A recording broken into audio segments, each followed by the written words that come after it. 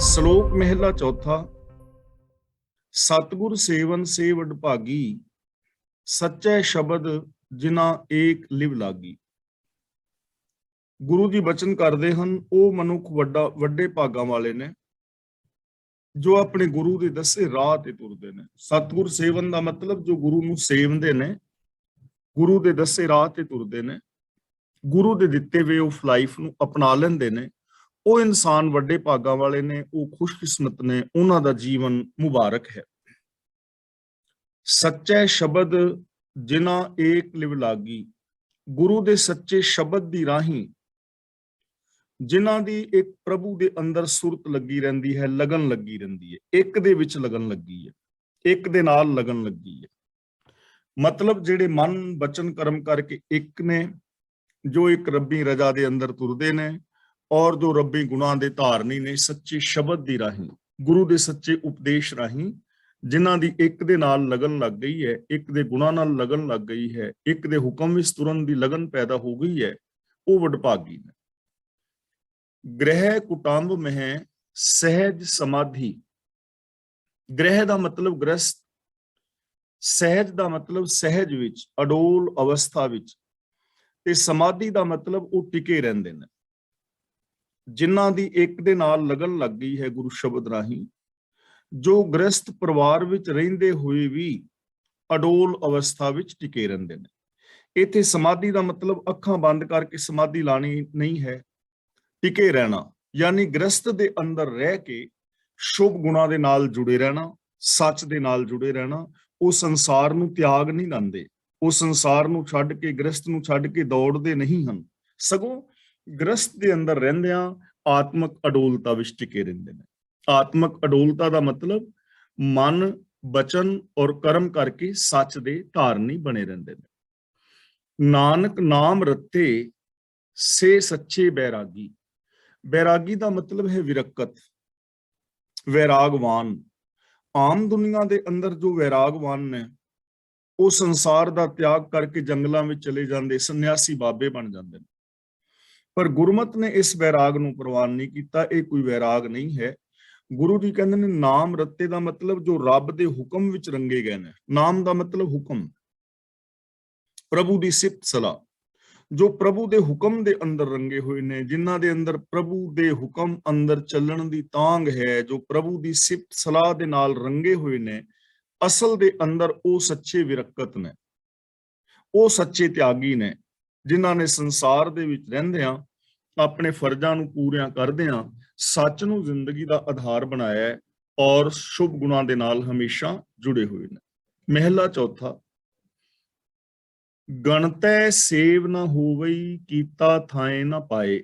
ਗਣਤੈ ਦਾ ਮਤਲਬ ਲੇਖਾ ਕੀਤਿਆਂ, ਗਿਣਨ ਦੇ ਨਾਲ, ਲੇਖਾ ਜੋਖਾ ਕਰਕੇ। ਸੇਵ ਨਾ ਹੋਵਈ ਦਾ ਮਤਲਬ ਸੇਵਾ ਨਹੀਂ ਹੁੰਦੀ। ਥਾਏ ਨਾ ਪਾਏ ਦਾ ਮਤਲਬ ਬੰਦਾ ਕਬੂਲ ਨਹੀਂ ਪੈਂਦਾ।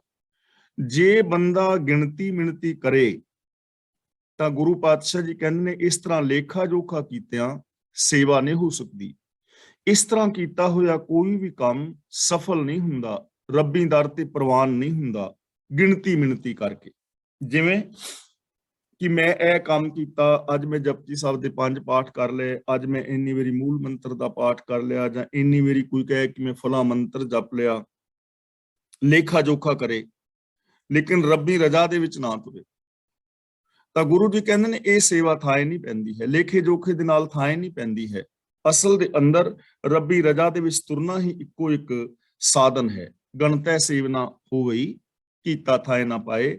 ਜੇ ਇਹ ਆਖੀਏ ਕਿ ਫਲਾਂ ਕੰਮ ਮੈਂ ਕੀਤਾ, ਇੰਨਾ ਕਰ ਲਿਆ, ਇਹ ਕਰ ਲਿਆ, ਇੰਨੇ ਪਾਠ ਕਰ ਲਏ, ਇੰਨੇ ਤੀਰਥਾਂ ਤੇ ਨਹਾ ਲਿਆ, ਤਾਂ ਗੁਰੂ ਜੀ ਕਹਿੰਦੇ ਕੋਈ ਸੇਵਾ ਨਹੀਂ ਹੈ, ਐਵੇਂ ਥਾਏ ਨਹੀਂ ਪੈਂਦੀ, ਕੋਈ ਲੇਖੇ ਨਹੀਂ ਲੱਗਦਾ। ਸਗੋਂ ਸ਼ਬਦੈ ਸਾਧ ਨਾ ਆਇਓ, ਸੱਚ ਨਾ ਲੱਗੋ ਪਾਓ। ਸਾਧ ਦਾ ਮਤਲਬ ਸਵਾਦ, ਰਸ, ਆਨੰਦ। ਸੱਚ ਦਾ ਮਤਲਬ ਸੱਚ ਵਿੱਚ, ਭਾਵ ਦਾ ਮਤਲਬ ਪਿਆਰ।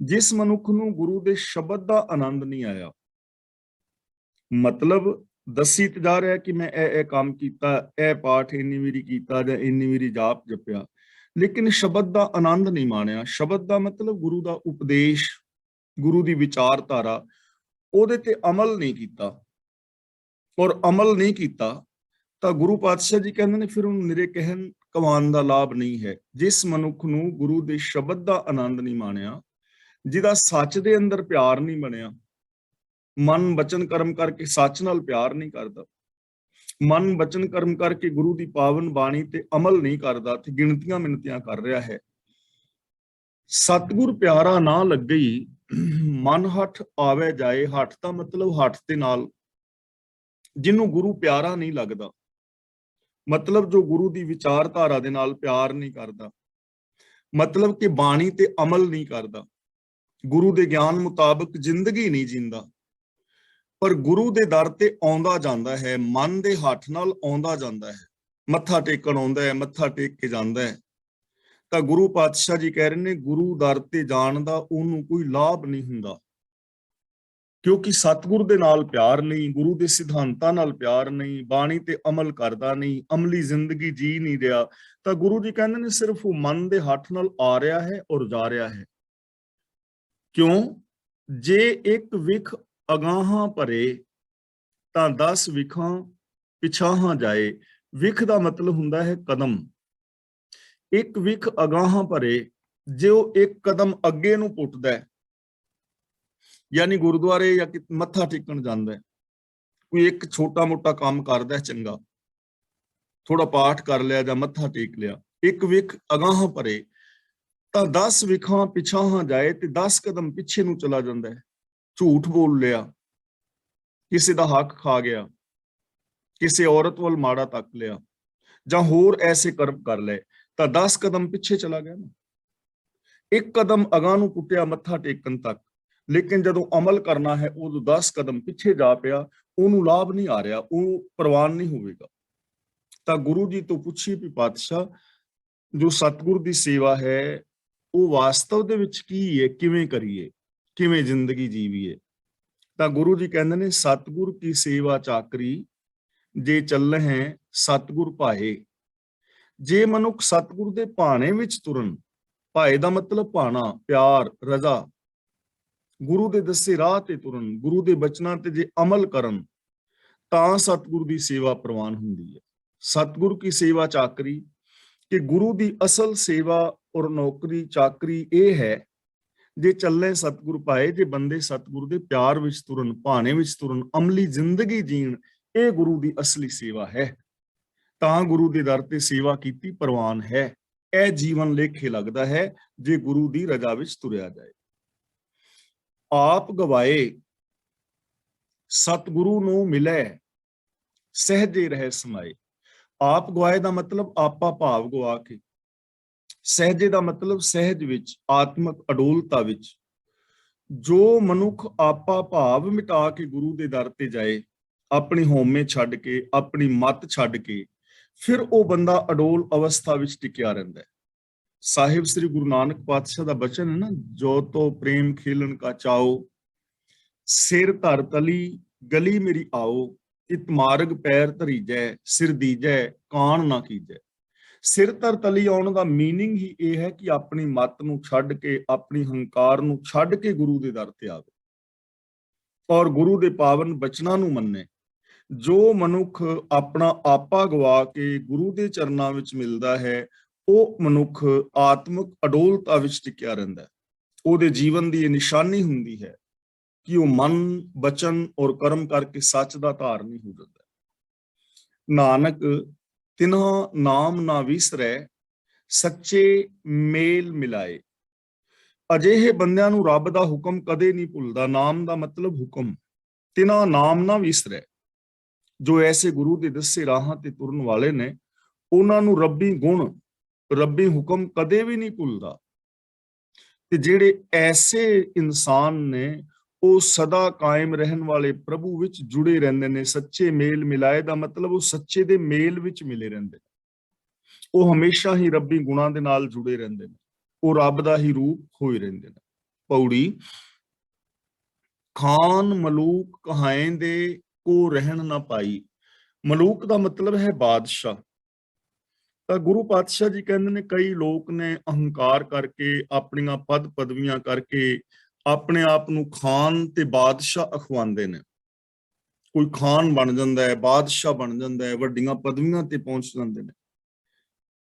ਤਾਂ ਗੁਰੂ ਪਾਤਸ਼ਾਹ ਜੀ ਕਹਿੰਦੇ ਨੇ ਫਿਰ ਕੀ ਹੋਇਆ, ਕੋ ਰਹਿਣ ਨਾ ਪਾਈ ਇਸ ਦੁਨੀਆ ਤੇ ਕਦੇ ਵੀ ਸਰੀਰ ਕਰਕੇ ਕੋਈ ਸਦਾ ਨਹੀਂ ਰਹਿੰਦਾ। ਚਾਹੇ ਕੋਈ ਖਾਨ ਹੈ, ਕੋਈ ਬਾਦਸ਼ਾਹ ਹੈ, ਕੋਈ ਰਾਜਾ ਹੈ, ਕੋਈ ਅਮੀਰ ਹੈ, ਸਰੀਰਕ ਤੌਰ ਤੇ ਕਦੇ ਵੀ ਕਿਸੇ ਨੇ ਇਸ ਸੰਸਾਰ ਤੇ ਨਹੀਂ ਰਹਿਣਾ, ਪਹਿਲੀ ਗੱਲ। ਤੇ ਦੂਜੀ ਗੱਲ ਇਹ ਹੈ ਕਿ ਜੇ ਬੰਦਾ ਸੱਚ ਨਾਲੋਂ ਟੁੱਟ ਗਿਆ, ਜੇ ਸੁਰਤ ਦੇ ਅੰਦਰ ਸੱਚ ਨਹੀਂ ਹੈ, ਸ਼ੁਭ ਗੁਣ ਨਹੀਂ ਹਨ, ਤਾਂ ਬੇਸ਼ੱਕ ਕੋਈ ਖਾਨ ਬਾਦਸ਼ਾਹ ਬਣ ਜਾਏ, ਕੋਈ ਆਤਮਿਕ ਜੀਵਨ ਨਹੀਂ ਜਿੰਦਾ, ਆਤਮਿਕ ਮੌਤ ਤੇ ਮੌਤ ਹੋ ਜਾਂਦੀ ਉਹਦੀ। ਗੜ ਮੰਦਰ ਗਚਗੀਰੀਆ ਕਿਛ ਸਾਥ ਨਾ ਜਾਈ। ਗੜ ਦਾ ਮਤਲਬ ਕਿਲੇ, ਗਚਗੀਰੀਆਂ ਦਾ ਮਤਲਬ ਚੂਨੇ ਗਚ ਇਮਾਰਤਾਂ, ਉਹ ਇਮਾਰਤਾਂ ਜੋ ਚੂਨੇ ਦੇ ਨਾਲ ਬਣੀਆਂ ਹੋਈਆਂ ਨੇ। ਗੀਰ ਦਾ ਮਤਲਬ ਹੁੰਦਾ ਹੈ ਪਕੜ। ਜੇ ਕਿਲੇ, ਸੋਹਣੇ ਘਰ ਔਰ ਚੂਨੇ ਗਚ ਇਮਾਰਤਾਂ ਹੋਣ ਤਾਂ ਵੀ ਕੋਈ ਚੀਜ਼ ਮਨੁੱਖ ਦੇ ਨਾਲ ਨਹੀਂ ਜਾਂਦੀ। ਜਿਹੜੀ ਪ੍ਰਾਪਰਟੀ ਉਹ ਤੇ ਇੱਥੇ ਹੀ ਰਹਿ ਜਾਣੀ ਹੈ, ਬੰਦੇ ਨੇ ਮਰ ਜਾਣਾ ਹੈ, ਪ੍ਰਾਪਰਟੀ ਇੱਥੇ ਦੀ ਇੱਥੇ ਹੀ ਰਹਿ ਗਈ, ਤਾਂ ਨਾਲ ਨਹੀਂ ਜਾਂਦੀ, ਪਹਿਲੀ ਗੱਲ। ਤਾਂ ਇਸ ਲਈ ਪ੍ਰਾਪਰਟੀ ਵਾਸਤੇ ਠੱਗੀਆਂ ਮਾਰਨੀਆਂ, ਬੇਗਾਨੇ ਹੱਕ ਖਾਣੇ ਕਦੇ ਵੀ ਠੀਕ ਨਹੀਂ ਹੋ ਸਕਦੇ। ਜਦੋਂ ਕੁਛ ਨਾਲ ਜਾਣਾ ਹੀ ਨਹੀਂ ਤਾਂ ਫਿਰ ਪਾਪ ਔਰ ਅਪਰਾਧ ਕਿਉਂ, ਪਹਿਲੀ ਗੱਲ। ਦੂਜੀ ਗੱਲ ਇਹ ਹੈ ਕਿ ਭਾਵੇਂ ਕੋਈ ਸੋਹਣੇ ਸੋਹਣੇ ਘਰ ਬਣਾ ਲਏ, ਚੂਨੇ ਗੱਚ ਇਮਾਰਤਾਂ ਬਣਾ ਲਏ, ਮਹਿਲ ਬਣਾ ਲਵੇ, ਤਾਂ ਇਹ ਆਤਮਿਕ ਜੀਵਨ ਵਿੱਚ ਤਾਂ ਸਾਥ ਨਹੀਂ ਦਿੰਦੇ। ਆਤਮਿਕ ਜੀਵਨ ਵਿੱਚ ਸਾਥ ਸਿਰਫ ਰੱਬੀ ਗੁਣਾਂ ਨੇ ਦੇਣਾ ਹੈ। ਸੁਖ ਔਰ ਸ਼ਾਂਤੀ ਜਿਹੜੀ ਹੈ ਉਹ ਰੱਬੀ ਗੁਣਾਂ ਕਰਕੇ ਆਉਣੀ ਹੈ। ਸੋਇਨ ਸਾਖਤ ਪੌਣ ਵੇਗ ਤ੍ਰਿਗ ਤ੍ਰਿਗ ਚਤੁਰਾਈ। ਚਤੁਰਾਈ ਦਾ ਮਤਲਬ ਚਲਾਕੀਆਂ, ਸੋਇਨ ਦਾ ਮਤਲਬ ਸੋਨਾ, ਸਾਖਤ ਦਾ ਮਤਲਬ ਹੁੰਦਾ ਹੈ ਘੋੜੇ ਦੀ ਪੂਛ ਵਿੱਚ ਪਾਉਣ ਵਾਲੀ ਰੱਸੀ ਦੁਮਚੀ, ਜਿਸ ਕਰਕੇ ਉਹ ਸੀਟ ਜਿਹੜੀ ਕਾਠੀ ਹੈ ਪਿੱਛੇ ਨਹੀਂ ਜਾਂਦੀ। ਵੇਗ ਦਾ ਮਤਲਬ ਰਫਤਾਰ। ਜੇ ਸੋਨੇ ਦੀਆਂ ਦੁਮਚੀਆਂ ਵਾਲੇ ਔਰ ਹਵਾ ਵਰਗੀ ਤੇਜ਼ ਰਫ਼ਤਾਰ ਵਾਲੇ ਘੋੜੇ ਵੀ ਹੋਣ, ਲੇਕਿਨ ਜੇ ਮਨੁੱਖ ਦੀ ਜ਼ਿੰਦਗੀ ਦੇ ਅੰਦਰ ਸੱਚ ਨਹੀਂ ਔਰ ਉਹ ਚਲਾਕੀਆਂ ਵਾਲੀ ਜ਼ਿੰਦਗੀ ਜੀ ਰਿਹਾ ਹੈ, ਚਤੁਰਾਈਆਂ ਕਰਦਾ ਹੈ, ਹੇਰਾ ਫੇਰੀਆਂ ਕਰਦਾ ਹੈ, ਤਾਂ ਗੁਰੂ ਜੀ ਕਹਿੰਦੇ ਨੇ ਤ੍ਰਿਗ, ਲਾਨਤ ਹੈ ਐਸੀ ਜ਼ਿੰਦਗੀ ਨੂੰ। ਫਿਟਕਾਰਯੋਗ ਹੈ ਐਸੀ ਜ਼ਿੰਦਗੀ ਕਿ ਜੇ ਚਲਾਕੀਆਂ ਨੇ, ਲੋਕਾਂ ਦੇ ਨਾਲ ਹੇਰਾ ਫੇਰੀਆਂ ਨੇ ਔਰ ਸੋਨੇ ਦੀਆਂ ਦੁਮਚੀਆਂ ਵਾਲੇ ਹਵਾ ਦੀ ਤੇਜ਼ ਵਰਗੇ ਘੋੜੇ ਲਈ ਫਿਰਦਾ ਹੈ, ਇਨਸਾਨੀਅਤ ਨਹੀਂ, ਲੋਕਾਂ ਨਾਲ ਚਲਾਕੀਆਂ ਕਰਦਾ ਹੈ, ਅੰਦਰੋਂ ਹੋਰ ਤੇ ਬਾਹਰੋਂ ਹੋਰ ਹੈ, ਤਾਂ ਗੁਰੂ ਜੀ ਕਹਿੰਦੇ ਨੇ ਲਾਨਤ ਹੈ ਐਸੀ ਜ਼ਿੰਦਗੀ ਨੂੰ। ਔਰ ਹਕੀਕਤ ਇਹੋ ਹੀ ਹੈ ਕਿ ਚਲਾਕੀਆਂ ਕਰ ਕਰਕੇ, ਲੋਕਾਂ ਦੇ ਹੱਕ ਠੱਗ ਠੱਗ ਕੇ ਤੇ ਆਪਣੇ ਵਾਸਤੇ ਐਸੀਆਂ ਚੀਜ਼ਾਂ ਬਣਾ ਲੈਣੀਆਂ, ਇਹ ਕੋਈ ਇਨਸਾਨੀਅਤ ਨਹੀਂ ਹੈ, ਲਾਨਤ ਵਾਲੀ ਜ਼ਿੰਦਗੀ, ਵਾਸਤਵ ਚ ਲਾਨਤ ਵਾਲੀ ਜ਼ਿੰਦਗੀ। ਹਾਂ, ਜੇ ਕੋਈ ਦਸਾਂ ਨਵਾਂ ਦੀ ਇਮਾਨਦਾਰੀ ਦੀ ਕਿਰਤ ਕਰਦਾ ਹੈ ਔਰ ਇਮਾਨਦਾਰੀ ਦੀ ਕਿਰਤ ਕਰਕੇ ਕੁਛ ਐਸੀ ਜ਼ਿੰਦਗੀ ਜੀਂਦਾ ਹੈ, ਤਾਂ ਮੁਬਾਰਕ ਹੈ ਉਸ ਦੀ ਜ਼ਿੰਦਗੀ, ਮਹਾਨ ਹੈ ਉਹ ਇਨਸਾਨ। 36 ਹੀ ਅੰਮ੍ਰਿਤ ਪ੍ਰਕਾਰ ਕਰਹਿ ਬਹੁ ਮੈਲ ਵਧਾਈ। ਮੈਲ ਦਾ ਮਤਲਬ ਵਿਸ਼ਟਾ, ਗੰਦਗੀ। 36 ਪ੍ਰਕਾਰ ਦਾ ਮਤਲਬ ਹੈਗਾ ਬਹੁਤ ਕਿਸਮਾਂ ਦੇ ਖਾਣੇ। 36 ਕਿਸਮ ਦਾ ਮਤਲਬ, 36 ਪ੍ਰਕਾਰ ਦਾ ਮਤਲਬ ਬਹੁਤ ਕਿਸਮ ਦੇ ਖਾਣੇ। ਇੱਕ ਮੁਹਾਵਰਾ ਨਾ, 36 ਕਿਸਮ ਦੇ ਖਾਣੇ। ਜੇ ਕਈ ਕਿਸਮਾਂ ਦੇ ਸੁੰਦਰ ਸਵਾਦਲੇ ਖਾਣੇ ਖਾਂਦੇ ਹੋਣ, ਕਈ ਕਿਸਮਾਂ ਦੇ ਸੁੰਦਰ ਸਵਾਦਲੇ ਖਾਣੇ ਖਾਂਦੇ ਹੋਣ, ਲੇਕਿਨ ਜੇ ਬੰਦਾ ਸੱਚ ਨਾਲੋਂ ਟੁੱਟਿਆ ਹੋਇਆ ਹੈ, ਅੰਦਰ ਇਨਸਾਨੀਅਤ ਨਹੀਂ ਹੈ, ਮਨ ਬਚਨ ਕਰਮ ਕਰਕੇ ਸੱਚ ਦੇ ਨਾਲ ਨਹੀਂ ਜੁੜਿਆ, ਤਾਂ ਬਹੁ ਮੈਲ ਵਧਾਈ, ਉਹ ਸਿਰਫ ਵਿਸ਼ਟਾ ਹੀ ਵਧਾ ਰਿਹਾ ਆਪਣੇ ਪੇਟ ਦੇ ਅੰਦਰ, ਗੰਦਗੀ ਹੀ ਫੈਲਾ ਰਿਹਾ ਹੈ ਇਸ ਦੁਨੀਆ ਦੇ ਵਿੱਚ, ਗੰਦਗੀ ਹੀ ਵਧਾਏਗਾ, ਹੋਰ ਕੀ ਕਰੇਗਾ। ਜੇ 36 ਕਿਸਮ ਦੇ ਖਾਣੇ ਖਾਂਦਾ ਹੈ ਤਾਂ ਮੈਲ ਹੀ ਵਧਾ ਰਿਹਾ, ਜੇ ਉਸਦੇ ਅੰਦਰ ਸੱਚ ਨਹੀਂ ਹੈ।